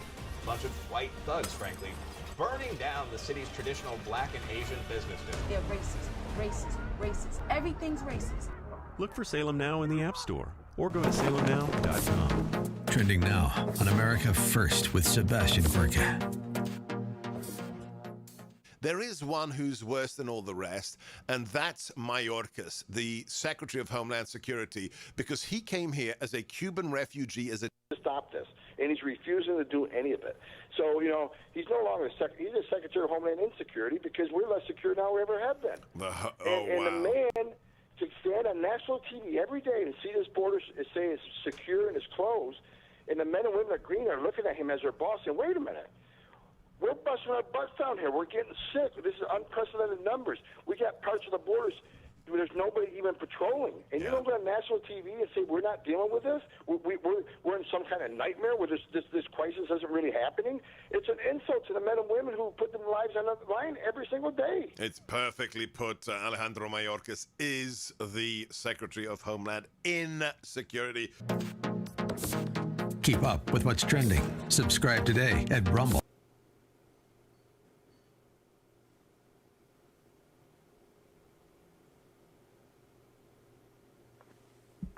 Welcome back, America. I'm Hugh Hewitt, reminding you that this is the month that I raise money for Alliance Defending Freedom, the single greatest legal defense firm, legal defense network, legal defense operation for religious liberty and free speech in America.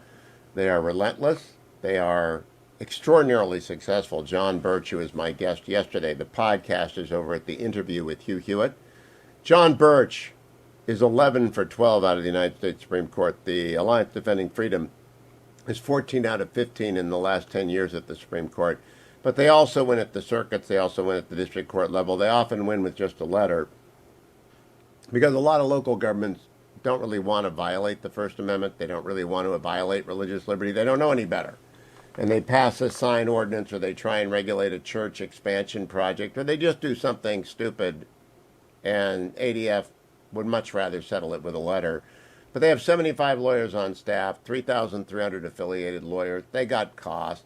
If you want your religious liberty protected in the United States, if you want someone to go in, most recently they won a Supreme Court case about a young man, immigrant to the country, who liked to preach the gospel on a college campus. And the college restricted his ability to do so, and then they threatened him with sanctions, and you really can't do that. Go on to any college campus in the world. You'll see people on every corner of the campus with whatever they want to do. It turns out this university was only targeting that student because whoever got involved just didn't like the biblical message. ADF got that one. They won it at the Supreme Court. You can't have speech codes. Universities or government agencies that are extensions of the government cannot have speech codes. They can't take all the kids' money and give it to left-wing organizations and cut the Christian kids out.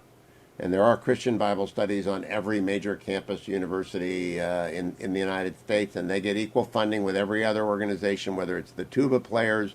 Dwayne was in the tuba players. He enjoyed that. And the track team and the fencing team, whatever else. If there's extracurriculars, you can't cut out the Christians, and ADF makes sure that's the case. You can't cut out the Jews. You can't cut out the Muslims either. They are not denominational. While they are themselves Christian, they are not denominational, meaning they support religious liberty like Jefferson and Madison did across the board. It's the first freedom. It's on an equal standing with all the other freedoms. And this could be the year that we get the new guidance from the Supreme Court. They announced last year, our free exercise jurisprudence is screwed up. And there's 6 votes. There were 9 votes to stop one crazy action. And the court said, no, you can't do that. People do crazy stuff all the time. They think they can be bigots with regard to religion. They can't be. But there are 6 votes to overturn something called the Smith decision. But Justice Barrett said, let's think it through. Well, there's a vehicle now. It's the 10th Circuit case coming up involving 303 creation. And I've got, in fact, a clip of ADF's Matt Sharp talking about 303 creative being, again, it's Colorado's crazy LGBTQ-friendly Human Rights Commission going after them. It's going back to the Supreme Court. Here's Matt Sharp. One day it may be your grandmother or your business that comes under attack because you wanting to operate consistent with your faith. And maybe your kid's religious school comes under attack for wanting to teach kids the biblical values that you hold so dear. ADF is always there to stand with people to make sure that their rights are not trampled, that their freedom is always protected, both locally, statewide, and ultimately at the U.S. Supreme Court. They are always there. They always do know you. Go listen to the long interview with John Birch over at the interview with Hugh Hewitt. Now, I do 2 podcasts a day. One is the Hugh Hewitt Show, Highly Concentrated Hugh. That's simply the rundown of the news and a couple of key interviews. You can't listen to all 3 hours. You're not a member of the universe, so it's not commercial free. Well, I give you a little bit commercial free of just the headlines and an interview or 2 so that you get a little dose of Hugh, Highly Concentrated Hugh. And then the interview with Hugh Hewitt makes you wise. Those are extended conversations with smart people that are uninterrupted by commercials, etc. That is always free at iTunes, Spotify, wherever podcasts are available. You will find the interview with Hugh Hewitt. Today's the interview will be singer-songwriter John Ondrasik. I encourage you to go there. If you want to find every interview I've done with John Ondrasik, including a 2-hour studio session in my old afternoon show, use the search engine widget at HughHewitt.com. You'll see it under Salem Now. Under Salem Now, it'll have a search line. Go in there and search John Ondrasik, 5 for Fighting. He's been in studio with me dozens of times. Once he debuted an album, we set the whole thing up, studio quality in my California studio. It was wonderful. Had a great session releasing the album Slice. But if you want to find that, go to the search widget at HughHewitt.com. And don't forget either, Vince Flynn's new Mitch Rapp novel is out there. The opportunity is upon you if you're going to be traveling over this week or next. Go get Enemy at the Gates. It's Kyle's latest. Kyle Mills now writes the Vince Flynn Mitch Rapp series. He's been doing, I think this is his 7th or his 8th. This is one of the best. It's a great thriller. Enemy at the Gates. Go and get that. Come back in hour number 3 as well, please. John Ondrasik, singer-songwriter. I'm going to run through the news again. Did you know that killings in the United States soared 30%? Murders in the United States went up 30% in 2020. Why is that? 1-800-520-1234. Why do you think murders went up 20% in 1 year?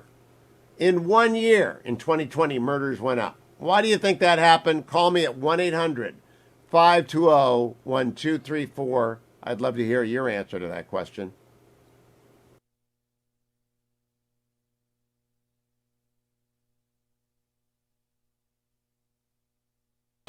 This is Carol Platt-Liebau for townhall.com. It's not surprising that Joe Biden wants to turn the page on his incompetent withdrawal from Afghanistan and the abandonment of U.S. citizens and our allies there. Almost as unsurprising as the media's craven effort to help him. Even as Americans remain hostage in Afghanistan and the Taliban flaunts the military equipment we left them, the news has shifted to other domestic stories. It's inexplicable. Their silence is a scandal. But sadly, we've grown used to seeing the media try to influence public opinion in a way that benefits their chosen candidates. Let's hope that this time, Americans see through the manipulation. So long as America is being humiliated by a group of Taliban savages and our fellow citizens are captives, we deserve the full story. We should demand that the media give it to us. I'm Carol Platt-Liebau. The Pepperdine Graduate School of Public Policy, for those considering careers in politics and policy. Trending now on The Larry Elder Show. All right, this from Just the News. Multiple public officials in Colorado are warning that the state's official COVID-19 death count is skewed due to the practice of conflating or confusing patients who have died directly from COVID-19, the disease, with those who have merely tested positive for it prior to the death. So you guys got me here.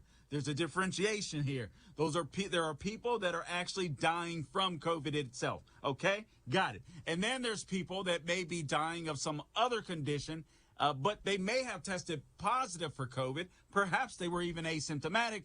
Nonetheless, these people are getting registered as COVID-19 deaths when it isn't COVID that caused it. Now, I will say this as a caveat.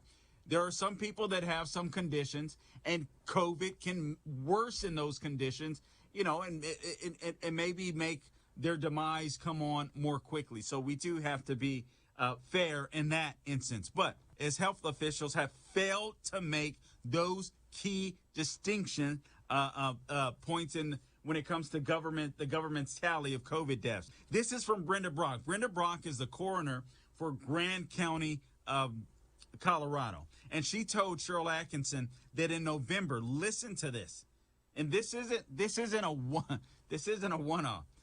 She told Cheryl Atkinson that back in November, she processed a murder-suicide case. The very next day, that murder-suicide case showed up on the state website as a COVID death. Keep up with what's trending. Subscribe on YouTube and at rumble.com. Trending now on The Mike Gallagher Show. With the Vice President of the United States, the border czar, she's the one that Biden tasked with fixing the border. Wow, she's doing a heck of a job, isn't she? This is what she's upset about. What I saw depicted about those individuals on horseback treating human beings the way they were is horrible. And I fully support what is happening right now, which is a thorough investigation into exactly what is going on there. But human beings should never be treated that way. And I'm deeply troubled about it. The whole point is that we have to understand Haiti. I mean, talk about a country that has just experienced so much tragedy that has been about natural disasters, and we really have to do a lot more to recognize that as a member of the Western Hemisphere, we've got to support some very basic needs that the people of Haiti have to get back up. This is like right out of a comic book or a movie or a novel about an inept, comical, egregiously corrupt administration. You're going to investigate the Border Patrol agent on the horse? What are you still looking for the root cause of the problem, Kamala? Are you still looking for that? She's a little bit like O.J. Simpson looking for Nicole's killer on the golf courses of Las Vegas. He's still on that search, for the real killer of Nicole and Ron Goldman. Keep up with what's trending. Subscribe on YouTube and at rumble.com. The Democratic Party somehow has convinced black people that they're the good guys. Never mind the skanky history of the Democratic Party. That was a party of slavery. There is a whole big cottage industry for racism. If racism went away, a lot of people would be unemployed. The mob during the Minneapolis riots following the death of George Floyd. A bunch of white thugs, frankly, burning down the city's traditional black and Asian business district. They're racist, racist, racist. Everything's racist. Look for Salem Now in the App Store or go to salemnow.com. Trending now on America First with Sebastian Gorka. There is one who's worse than all the rest, and that's Mayorkas, the Secretary of Homeland Security, because he came here as a Cuban refugee as a child, and he told the Cubans who want freedom in Cuba today to stay in that stinking communist hellhole as he keeps the southern border open wide. Do you agree? Is he perhaps the worst of the worst? Oh, yeah. For a few reasons, not only what you just said, but he's a Secretary of Homeland Security. His job is secure the border, and he hasn't taken one action to slow the flow. Everything they've been working on is processing people quicker and releasing them quicker. Yeah. They haven't done a single thing to stop the flow. Yeah. And so he's ignored his oath of office. And I'll tell you, when he was Deputy Secretary, I worked for him. And we had a surge in FY15 under President Obama. We built thousands of family beds. We held people to see a judge. Most lost their cases, and we deported them. So he knows what it takes. He knows exactly the steps needed to stop this, and he's refusing to do any of it. So, he's no longer he's a Secretary of Homeland Insecurity because we're less secure now than we ever have been. And the man to stand on national TV every day and see this border say it's secure and it's closed, and the men and women of green are looking at him as their boss saying, wait a minute. We're busting our butts down here. We're getting sick. This is unprecedented numbers. We got parts of the borders where there's nobody even patrolling. And you don't go on national TV and say we're not dealing with this? We're in some kind of nightmare where this crisis isn't really happening? It's an insult to the men and women who put their lives on the line every single day. It's perfectly put. Alejandro Mayorkas is the Secretary of Homeland Insecurity. Keep up with what's trending. Subscribe today at rumble.com. Trending now on The Charlie Kirk Show.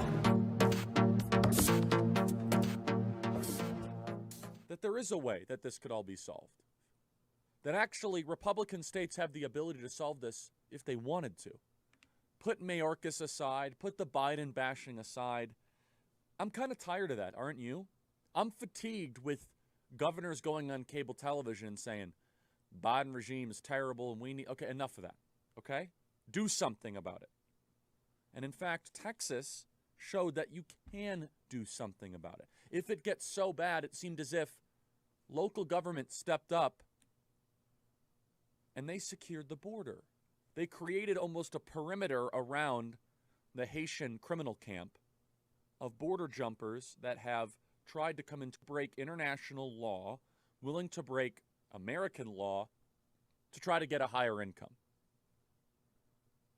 We've already asked the question, how did these people get from Port-au-Prince, Haiti, from the island of Hispaniola? If you look at the geography of where Hispaniola is, it is east of Cuba. Thousands of, I don't think thousands, probably 1,800 miles all the way to the eastern shore of Mexico, then to the border. Who's paying for this? Keep up with what's trending. Subscribe on YouTube today. Stream.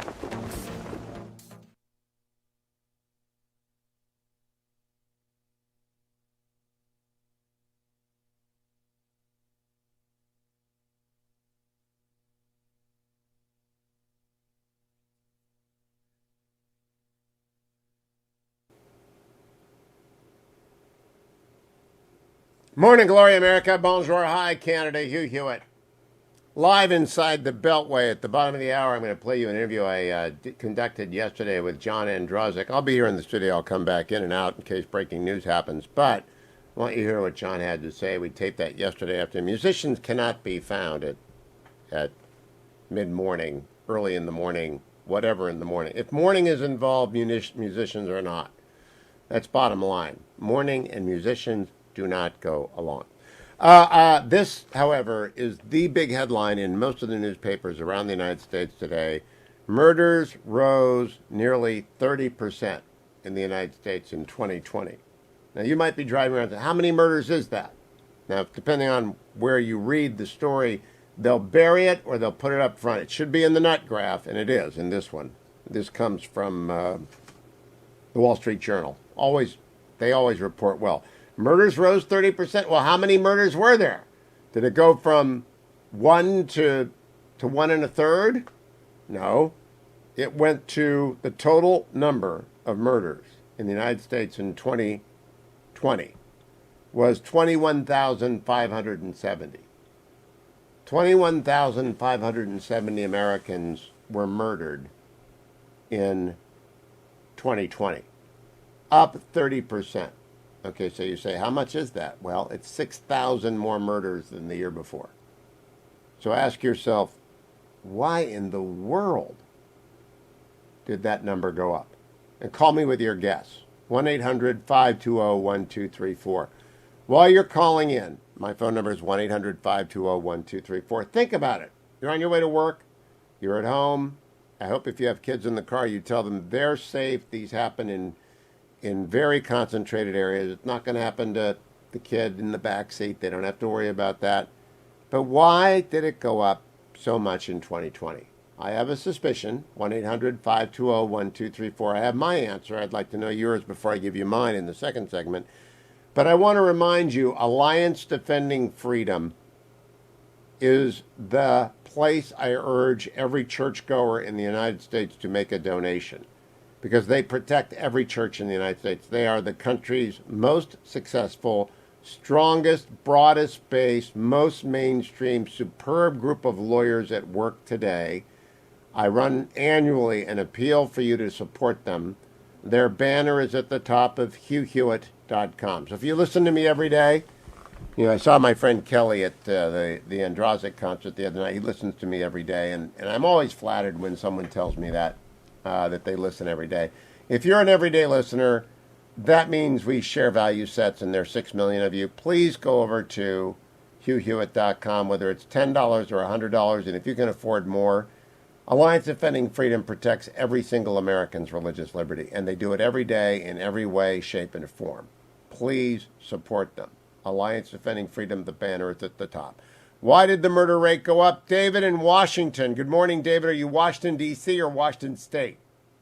Washington State. Thank you Welcome. for taking my call. Thank you for being a voice for sensibility. Thank I you. believe the reason why the murder rate has gone up is because of a lot of our video games, our TV programs, our movies are very violent, and so it's devalued life. And so many people that are killed on the programs like that come back to life. So a lot of times we don't figure that the death is real. It's just something, well, we'll get over it. Tipper Gore made that argument in the 90s. It's still around. People didn't believe her, but the cumulative effects of desensitization to life do take a toll. Thank you, David. Brian, Louisville, Kentucky. Why did the murder rate go up, Brian? Well, I'd say in Louisville, the reason it's up is because we've lost over 300 police officers. Our correction officers are just being offered double overtime. Our faith in local government has been devastated. Downtown businesses have been devastated. It's just a real nasty undertone right out here, and it's just seeping into everything. And people don't care about lives. People are mad. People are locked away. People have lost jobs, or everything that's been going on for the last year and a half, the protests, the riots. I literally live and work a couple blocks away from the whole Breonna Taylor fiasco. I went through that all last summer. It's just a nasty time, and there's a lot of nasty people out here trying to exploit this and divide the country and make it worse. And in some ways, it's working, and it's devastating to any city. If you're in a blue city, you know it's horrible. Brian, thank you. I'm sorry to hear that. Mike in Scranton, Pennsylvania. Why has the murder rate gone up 30%, Mike? I would have to say it would have something to do with the defunding of the police, but also just the lack of appreciation for human life in general. I think we're heading in the wrong direction, and we really need to do something about that. The whole fabric of life, the whole of life approach applies to me, but my answer will come after the break. Thank you, Mike. Steve in Detroit, how are you, Steve? Doing good. I think it's a complicated issue. I think some of the most recent stuff is I'm a teacher here in Detroit, and I think the lack What grade? of consequences. I'm always, whenever a teacher calls, I always ask what grade and what are you teaching? I'm K-8 music. Wow, good for you. All right. But I'm seeing the lack of consequences for students, and then even we're going so far as we're tracking the racial component to that, and so there's a racial equity going on right now with our discipline and stuff. So the students that are black and brown are given extra chances, and they're not being held to the same standard that the rest of the students are. So there's a difference there. How does that connect up in your mind to the murder rate? Well, that the students, they learn that over time, and they're programmed to believe that there's no consequences. And as time goes on, when they get adults, you know, we're the teachers that are enforcing the rules. Well, then they have the problems with the police having that same problem. I play hockey with some police officers, and they say the same thing. Is like the problem students that we have, they're just going to see them a couple more years down the road. You play hockey in Michigan? I didn't think Michigan had any hockey, actually. We have the best hockey. You know, I was just about to say that's news to me because I was the commissioner of hockey in Minnesota when Governor Pawlenty was there, and Ohio and Minnesota had hockey, but Michigan has hockey. That's good to know. I didn't know that. Hey, thank you, my friend. I understand the continuum of discipline matters. Junior in Nashville, Tennessee, 1-800-520-1234. Why did the murder rate go up 30% last year? I have a simple answer. I have three very close friends that are cops. They don't go into the bad areas anymore because they don't want to go to prison for the rest of their lives for doing their job. So the bad guys know that all that you need is a couple days, and they realize cops are not patrolling these areas, and that's it. The licensing of violence is inescapably a part of this, and the broken window theory comes in as well. You've just articulated it, Junior. Thank you. Stephen in New Jersey, why has the murder rate gone up 30%? Well, I think with COVID, we're all at home. Most serious crimes happen by people you know. Domestic violence of all kinds are up. So I think just part of the quarantine and staying at home, we just had an acceleration of that. So it may be less racial and a racial component, more just we were stuck more with each other, and that triggered a lot more violence, including murders. Well, let me read to you the Wall Street Journal assessment as we get. I'll take another call in a second. The cause of the homicide, the causes of the homicide rise over the past year have been debated by political leaders and researchers and are being studied. Some politicians and law enforcement officials said that a police pullback has been a factor in places like Portland, Oregon, which has seen a large increase in homicides. Some researchers blame frayed relations between law enforcement and black communities after high-profile police killings such as that of George Floyd. Others point to the stress from the COVID-19 pandemic and the temporary shutdown of the court system. Jeff in San Antonio, what do you think, Jeff? Thanks for taking the call here. Honestly, I think it goes deeper than that. It's really that we've turned into a more godless society, the breakdown of families, these violent video games that children play, and I think they're just numb to this stuff. And there's just a lack of role models for these kids growing up in these terrible neighborhoods. Do you know, in these stories, it doesn't give me a gender race or demographic by age breakdown. So it's pretty hard. I'll give you my answer afterwards, but I'll tell you what I think after the break. Stay tuned, America. America's murder rate went up by 30%, 21,700 Americans killed last year. What is going on? I'll be right back on The Hugh Hewitt Show. Portions of The Hugh Hewitt Show brought to you by Sierra Pacific Mortgage. For more info, call 888-888-1172.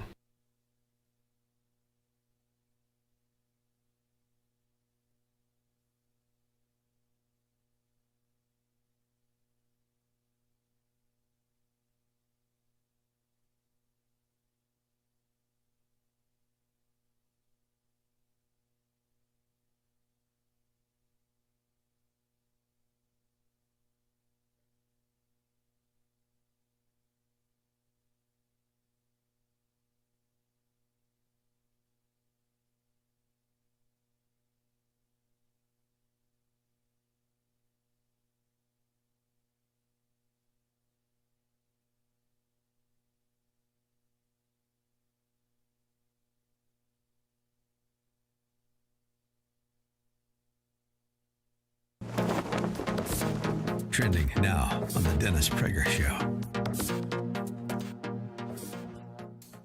Because if America's not the world's policeman, there are two things that will happen. Bad people will become the world's policeman, or there will be no policemen and they will be just mass evil. I fully plead guilty to the belief that America has a moral role to play in this world. And especially when it is at such little sacrifice as it was for the last couple of years in Afghanistan. We lost more people to the suicide bombing when Joe Biden said we would leave. In that day, we lost more servicemen than in the last year and a half, all put together. We're opening a new era of relentless diplomacy. Is there anybody who understands what that means? Relentless diplomacy with whom? With the Taliban? Yeah, that's actually one of those that he has in mind. Using the power of our development aid to invest in new ways of lifting people up around the world. I must admit that I didn't understand most of his speech. That is one of the sentences. I have no idea what he was talking about. Number 23. Over the last 8 months, I prioritized rebuilding our alliances, revitalizing our partnerships, and recognizing they're essential and central to America's enduring security and prosperity. We have reaffirmed our sacred NATO alliance to Article 5 commitment.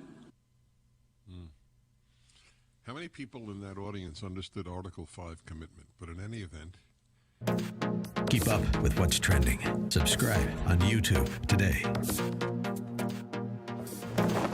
Trending now on the Charlie Kirk Show.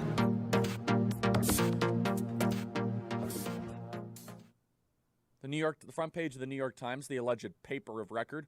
All the news that's fits to print, Pravda says. Front page of the New York Times says, Manhattan is buoyed as Google buys a building for $2.1 billion. New York Times also says, Trump campaign new vote case was groundless. This is what the New York Times is covering today. The paper of record. They're also covering Biden's speech at the United Nations, which we will cover a little bit. There's not that much there to cover, as he read from a teleprompter. Instead, we're going to cover the imminent invasion happening in our country. We already have had 1.8 million people illegally cross into our country this year. 1.8 million. Cutting in line, border jumping, breaking the law. These are criminals, and they should be treated as criminals. This is designed disorder by the Biden regime. And only thanks to Fox News stumbling across this and publicizing it do we even know this is happening. And in some of the coverage on Tucker Carlson's wonderful show, there was something that was said by Bill Magulin that I think was quite revealing. Something that I think exposed how this could actually be solved. That Many people are upset that the southern border is wide open, but we feel powerless. We feel helpless. In fact, we are told that unless the Biden regime steps up and does something, there's nothing we can do. Keep up with what's trending. Subscribe on YouTube today.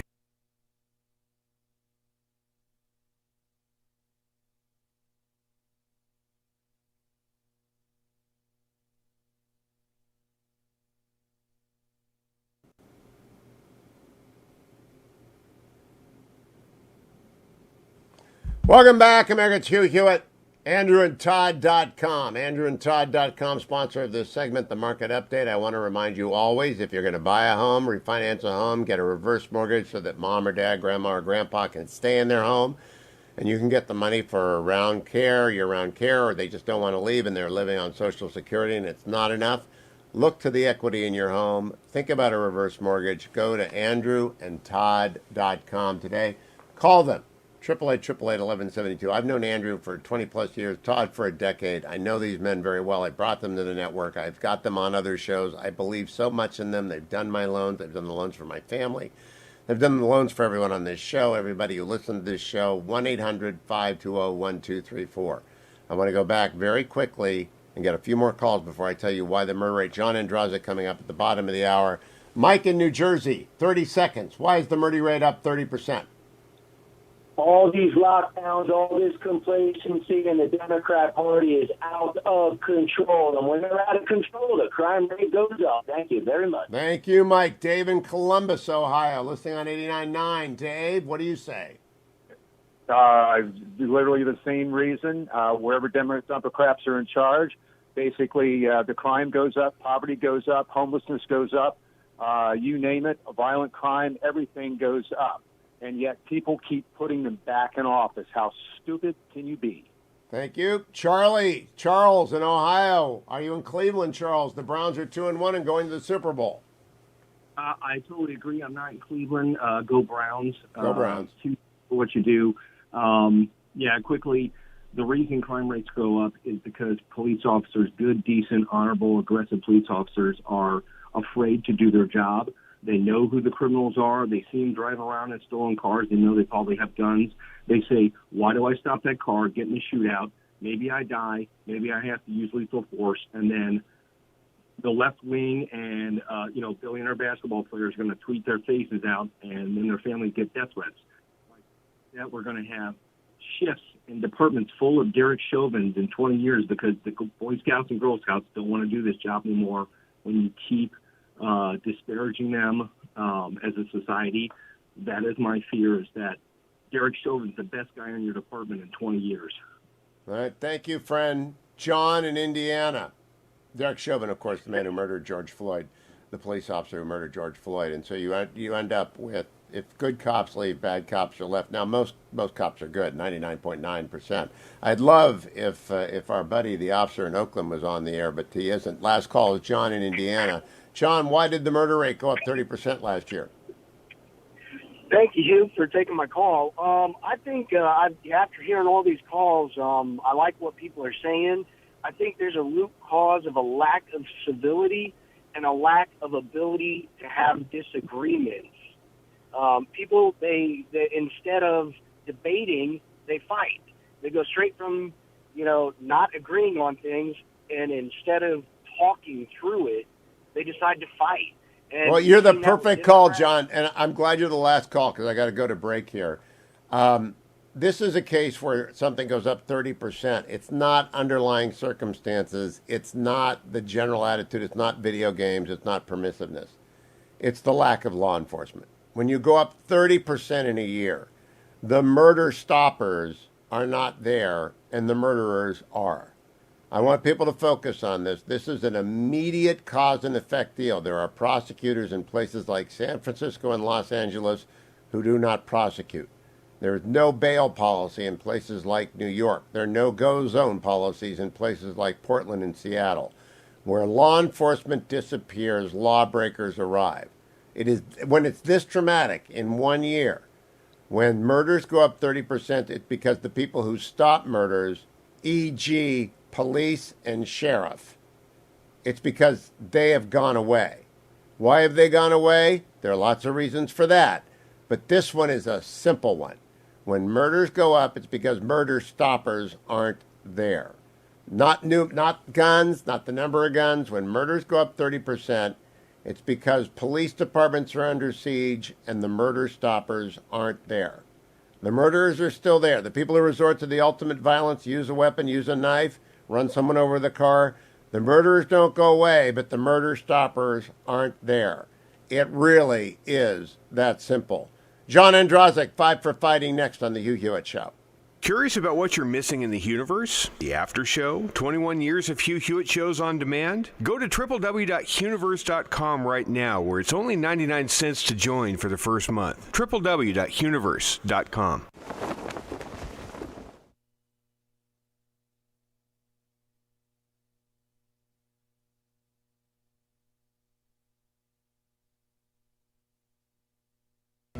Its most amazing discoveries, thought to be written in a lost journal. Now, in the right hands, it could revolutionize the 21st century, but in the wrong hands,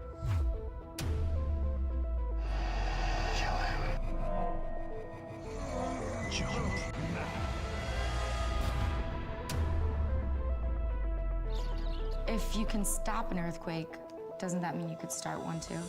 that's why that notebook should never fall into the wrong hands. There's an old brown battered notebook in my office at work. You have to find it, take it, and keep it hidden at all costs. The G20 leaders meeting downtown, they're in danger. In fact, the whole of downtown could be in danger.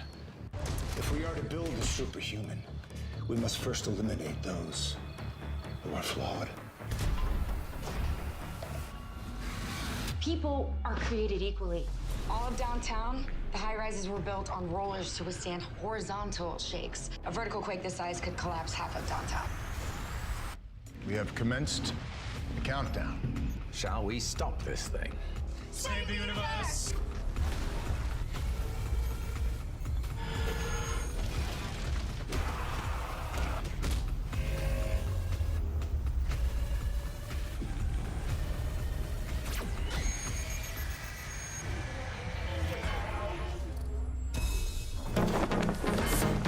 Trending now on America First with Sebastian Gorka. How many years did you have at ICE and DHS? Just under 35. 35 years. In your service of almost 4 decades, was there any locale in America where 15,000 illegal aliens were under a bridge? That's my first question. Absolutely not. This is unprecedented. Okay. Second question. Was there ever a case where a bus was taken over by illegal immigrants and the illegal immigrants escaped off the bus in mass numbers? No, absolutely not. So those two things alone surely would count Welcome as a crisis. Keep up with what's trending. Subscribe today at rumble.com. Trending now on The Mike Gallagher Show. It's hard not to weep for our country right now, isn't it?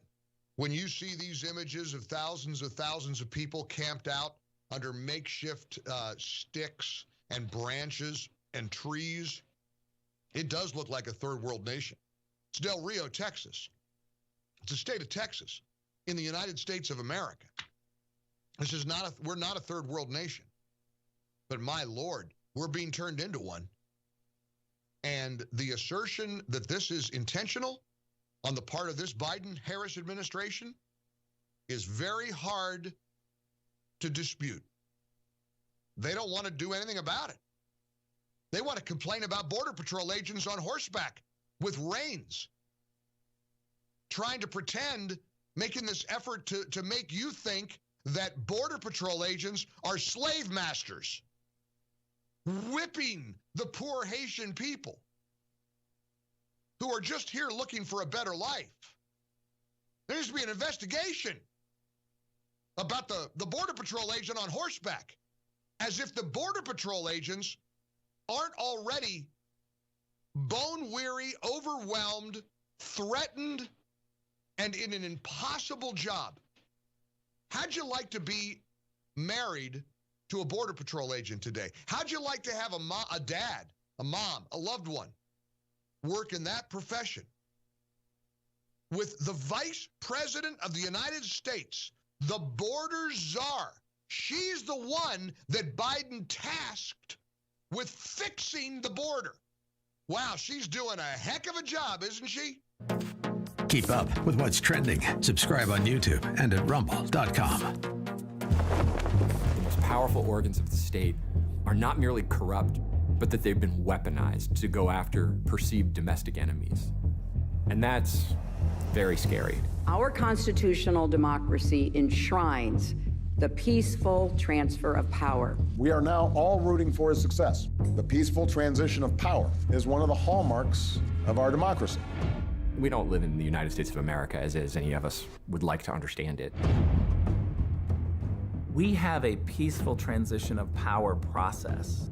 That's not what happened. Been good about our government. The thing that they were investigating the Trump campaign for is what they themselves were doing.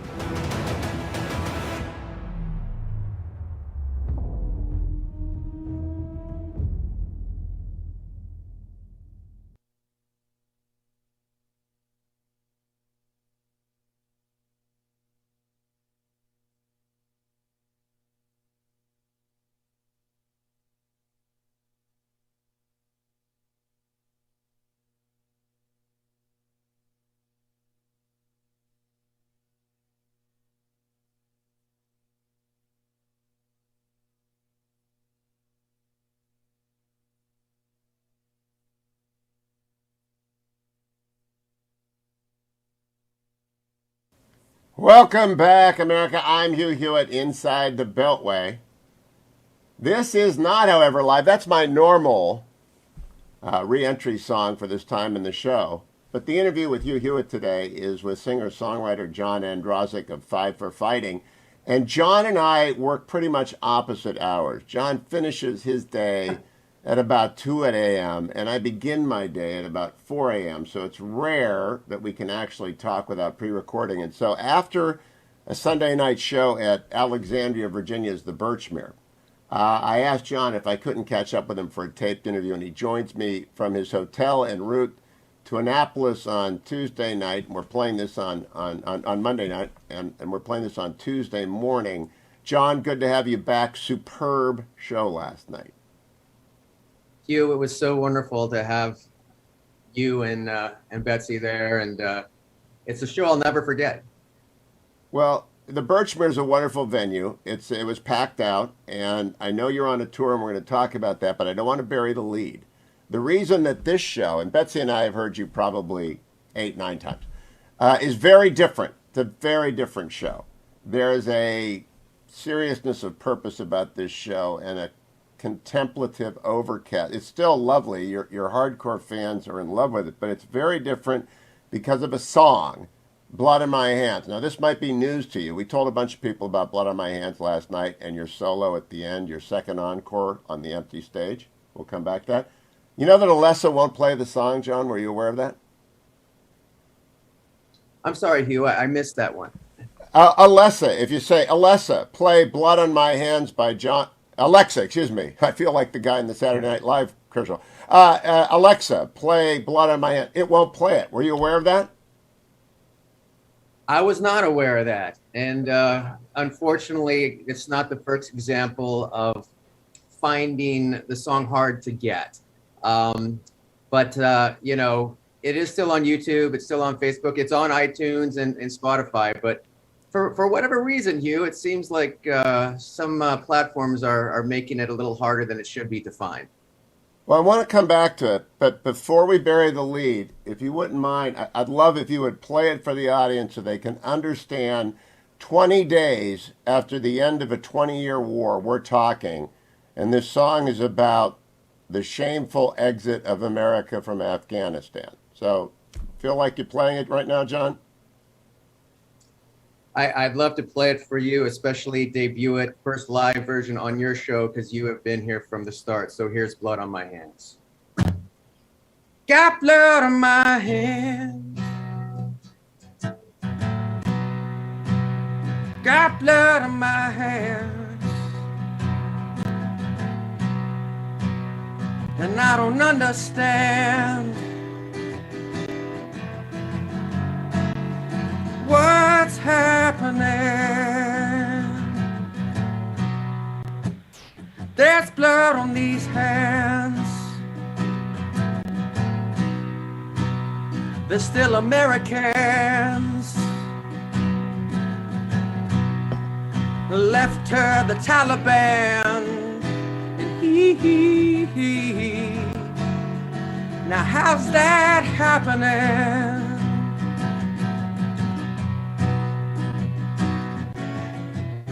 Winking, blinking, can't you look me in the eyes? Willy-nilly, tell me, when did you decide this will defend? Your sacred motto now means never mind. Hands. Got blood on my hands. Got blood on my hands. The flag of the Taliban. Over Afghanistan. Whoa, General Austin, is there no honor in shame? Can you spell Bagram without the letters in blame? Did Uncle Joe stick a trip in your veins? Hands.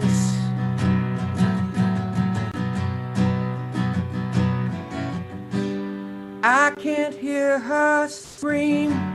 If she's not on TV. I can't hear him scream. If he's not on TV.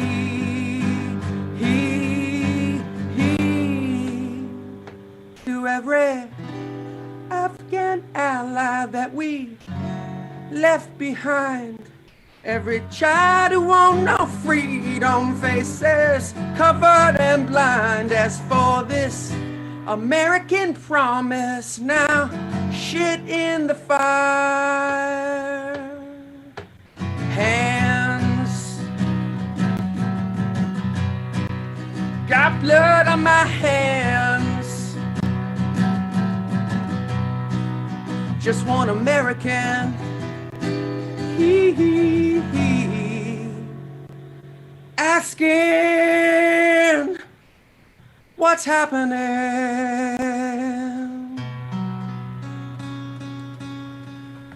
John, after last night's or Sunday night's show, Betsy and I were in the last row, and so I could see the entire audience. And half of them stood up and applauded you. You received a standing ovation when you performed your end of set. Your quartet, your string quartet, which is brilliant, had received a standing ovation when they performed. Half of the crowd stood up, half of the crowd sat on their hands. I was kind of surprised, but then on reflection, I wasn't. Is that what you're experiencing on the tour? Yes and no. I mean, the nice thing is everybody listens, and I'll take that. Nobody stands up and, walks out. Nobody accosts me after the show, which would be fine. But the nice thing is everybody listens. And as you know, last night, I always talk a little bit about the songs and put it into context. And I want people to know it's a moral message, not a political one. I want them to know if President Trump put us in this position, I would write the same song, only the names would change. And I think when they hear that, they listen to it differently, and they listen to it more as a moral message. So, I've actually been really surprised. Every time we do a show, there's more cell phones out. More people are recording it. More people are sharing it. So I appreciate that. And you know what? That's fine if people don't like the song. I mean, it's America. They should be able to say, that sucks. I'm going to record it and delete it and have fun doing it. So, but everyone's been listening. So that's been a blessing. Well, I had a guess. I'm the father, father-in-law, and uncle of active duty service people, one of whom has served a lot of time in Afghanistan. And so I think it affects military families a little bit differently, and certainly veterans, actual combatants in the war.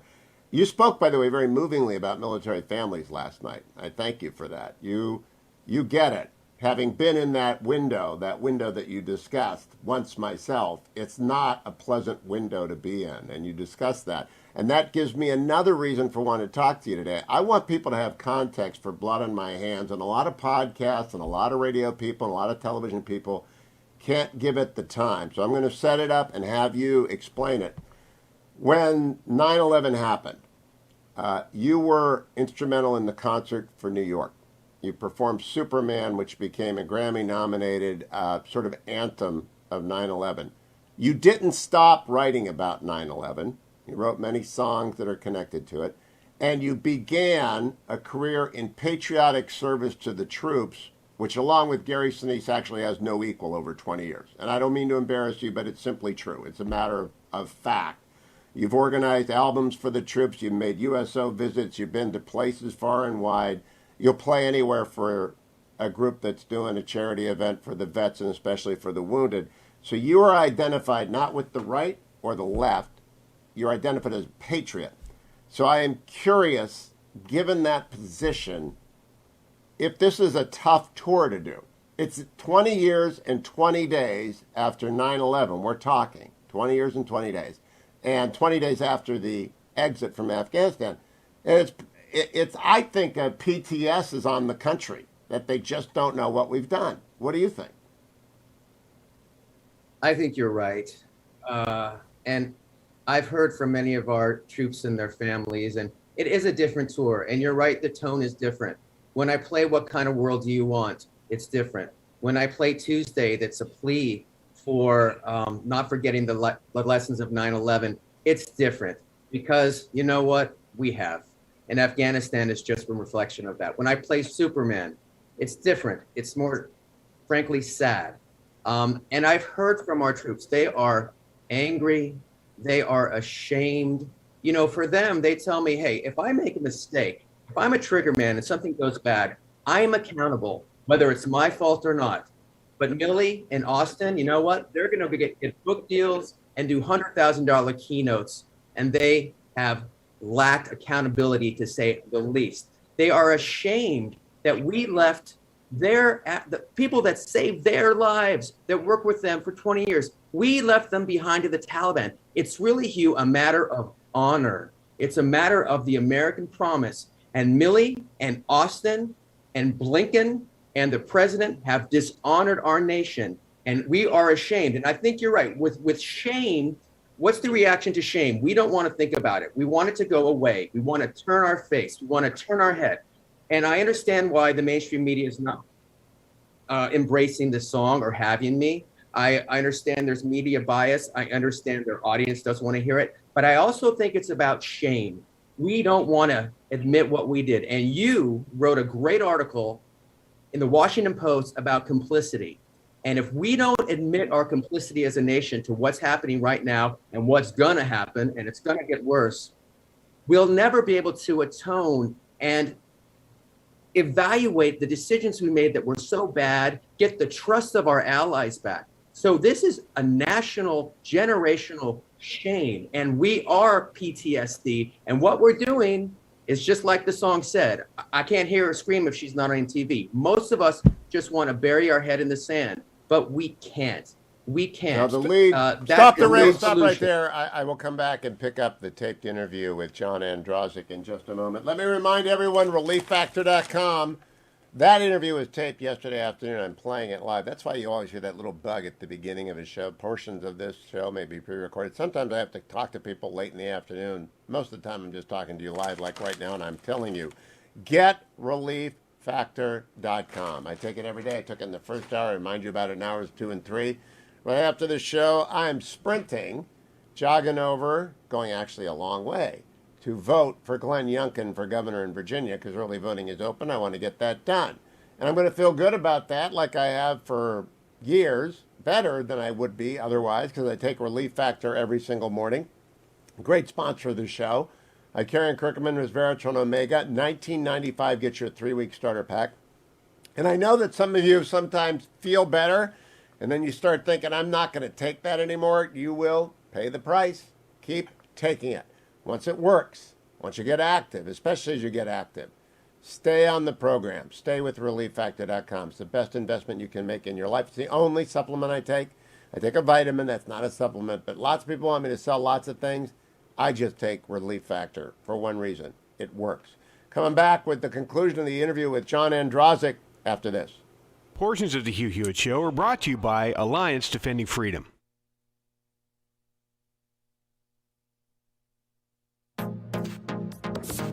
Trending now on The Larry Elder Show. I saw the pictures. They were just grabbing them with their hands, and the reins are used to turn the horses. I was like, what? But this is what the left does. They fool people. If you're, okay, so I'm like, okay. If I'm on that border is being overwhelmed. I'm going a little crazy, okay? I'm going a little crazy. So maybe they got a little crazy, but maybe, you know what? Our head in the sand.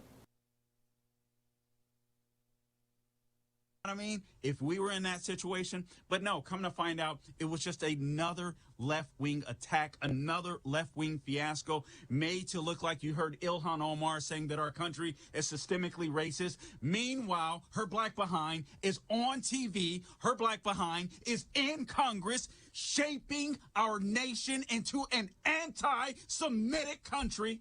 But we're systemically racist. Meanwhile, this bigot is in Congress shaping our nation and turning our nation into a bunch of racists. I kid you not. I feel like every day I come into this studio, I feel like I'm checking the corner. Where's Ashton Kutcher? Because I feel like I'm being punked by the Democrats every day. Out there. Let's go to Joel in San Diego, California. Yeah, man, 1996, everyone forgets 900 FBI files were found in the Clinton White House. Good point. And they've been in the pocket of the FBI for years. Joe? So this thing goes deep. We need a new untouchables to be reincarnated. Keep up with what's trending. Subscribe on YouTube and at rumble.com. Organs of the state Trending now. are not merely corrupt, but that they've been weaponized. We are now all rooting for his success. That's not what happened. It was a complete ambush. I thought it's early enough. Let's just send a couple guys over. And the audience was, ha, ha, ha, ha. How funny to set up an innocent man. It divided the country in ways that people can't imagine. It's inspired massive violence. Look for Salem Now in the App Store or go to salemnow.com. Trending now on The Charlie Kirk Show.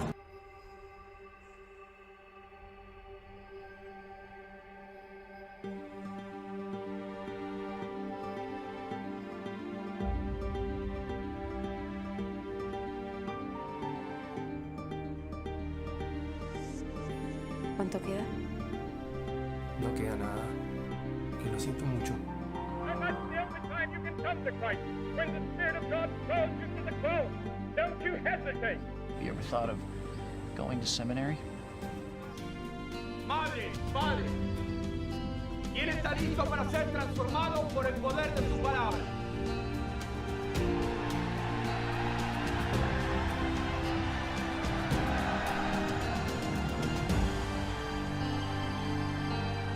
Look for Salem Now in the App Store or go to salemnow.com.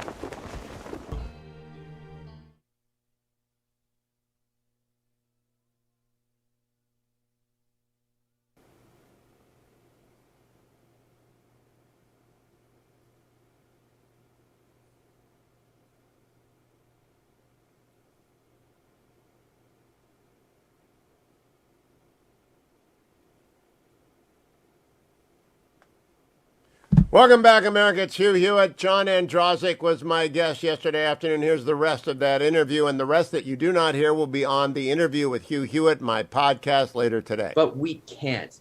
We can't. Now, the lead, that is no solution. The lead story on the Hugh Hewitt show Monday the Taliban have hanged 4 individuals in Herat from construction cranes. They originally hung them from cranes in one location, and they moved the cranes around the city so everyone could get the message. They barred cutting beards in Kabul, and they threatened reprisals. They've assassinated a couple of mullahs who they do not like. You made reference last night to your friend who is actually the spark for Blood on My Hands. I'd like you to go back and tell the story of where the song came from, and also her ongoing efforts in which you are involved, in which many of my friends are involved. By the way, I want to make sure that people understand Republicans are cowering too. Republicans are ashamed too. Of the only Republicans who've stepped, Tom Cotton has retweeted and called attention to your song. A couple of congressmen have called attention to your song, Jim Banks in Indiana. They're ashamed too. It's not a liberal or a conservative deal. It's a cross-spectrum shame. But tell us about your friend who called you, because I've covered it with you on the air before, but I want people to hear it in one interview. Yeah, I wasn't planning on writing a song. I take no joy in writing the song. I take no joy in putting the song out. And even when the initial images came out of people falling from planes and children being handed over walls, thrown over walls, I wasn't writing a song. I was just angry and upset. But I got a call, as you said, from a friend of mine who does incredible humanitarian work around the world. She's been doing it for decades. And she needed a contact number from me. And I asked her what was going on. And this was about 2 or 3 days after our last soldier left. And she said, I'm evacuating AMSITs from Afghanistan. And I'm such a kind of naive guy. I'm not in this world. I said, what is an AMSIT? And she said, an American citizen. And there was silence on the phone. And I finally said, are you telling me you're risking your life and the folks you're working with to go rescue American citizens from Afghanistan that we left behind? And again, there was silence on the phone, and she choked up a little bit and said, yes. And that night I wrote some lines, and then the song finished itself when the president gave the extraordinary success speech, which again, I think we all were insulted by. But as you mentioned, as someone who has great respect for the military, I was hopeful that General Austin and General Milley would come out and clarify that statement, maybe give us a more realistic view of the situation and what they were doing to address it, both from a strategic perspective and a humanitarian perspective. But they echoed the same extraordinary success. What a great airlift. And I realized then this was not a military operation. This was not a humanitarian operation. It was, and always has been, a political operation. And then I wrote the Milley lines. I wrote the Austin lines. The Blinken line wrote itself. Wink and Blinken, that's pretty easy. And then that was done, and I put it out. And as I said, it didn't take long. I recorded it the next day, and the song basically wrote itself. And now the members of the media who live in the Beltway and who have taken note of the song sort of gathered for 10 minutes, and you said something that was chilling to me. The Underground Railroad, a new one, is up and running. It is not always successful. People are dying as we talk on this interview. People are hiding, and it leads to great cognitive dissonance. I love the Browns. You love the Bruins and hockey. We like to tweet about sports. But the cognitive dissonance is I feel guilty when I do that because I'm enjoying an American pastime. I'm enjoying Twitter, which has a funny thing. It's just an amusing thing. Well, the people in Afghanistan are hiding for their freaking lives, right? They're afraid of a knock on the door. How are you dealing with that cognitive dissonance when you know and you're deeply involved with the Underground Railroad? You know, I was thinking about this morning. Because I was thinking, can I tweet about the Rams game or the Dodgers? And does that just diminish the message we're trying to send? On the other hand, if we just slam Afghanistan every day, does that just become, wallpaper and people don't listen to it? I don't know. I keep going back and forth on that issue. The Underground Railroad, I just heard Elliot Ackerman, who I think would be great on your show, who really has much more detail, a former Afghan soldier and doing incredible work on the evacs, was mentioning that because the Taliban now has control of all the air access and is limiting that, now there's these overland routes that are kind of like an old style underground railroad that people are using. And one thing I'm going to do too, Hugh, and I know you're part of this with me, is I'm going to tell the stories of these people who are rescuing these Afghan allies. You know, the Americans. We are indeed going to tell the stories. I hope you go watch the rest. There's a long interview. I talked with John for a long time. It will be my podcast today at the interview with Hugh Hewitt. I hope you go. It will be posted very shortly. Go to the interview with Hugh Hewitt at iTunes, Spotify, Salem Podcast Network. Give it a listen. Come back tomorrow. I'll be live inside the Beltway with the hearings of General Austin and Secretary Austin, General Milley. Later today before the Senate, I'll have all the excerpts for you. Thank you, Adam. Thank you, Ben. Thank you, Generalissimo, on the next Hugh Hewitt Show.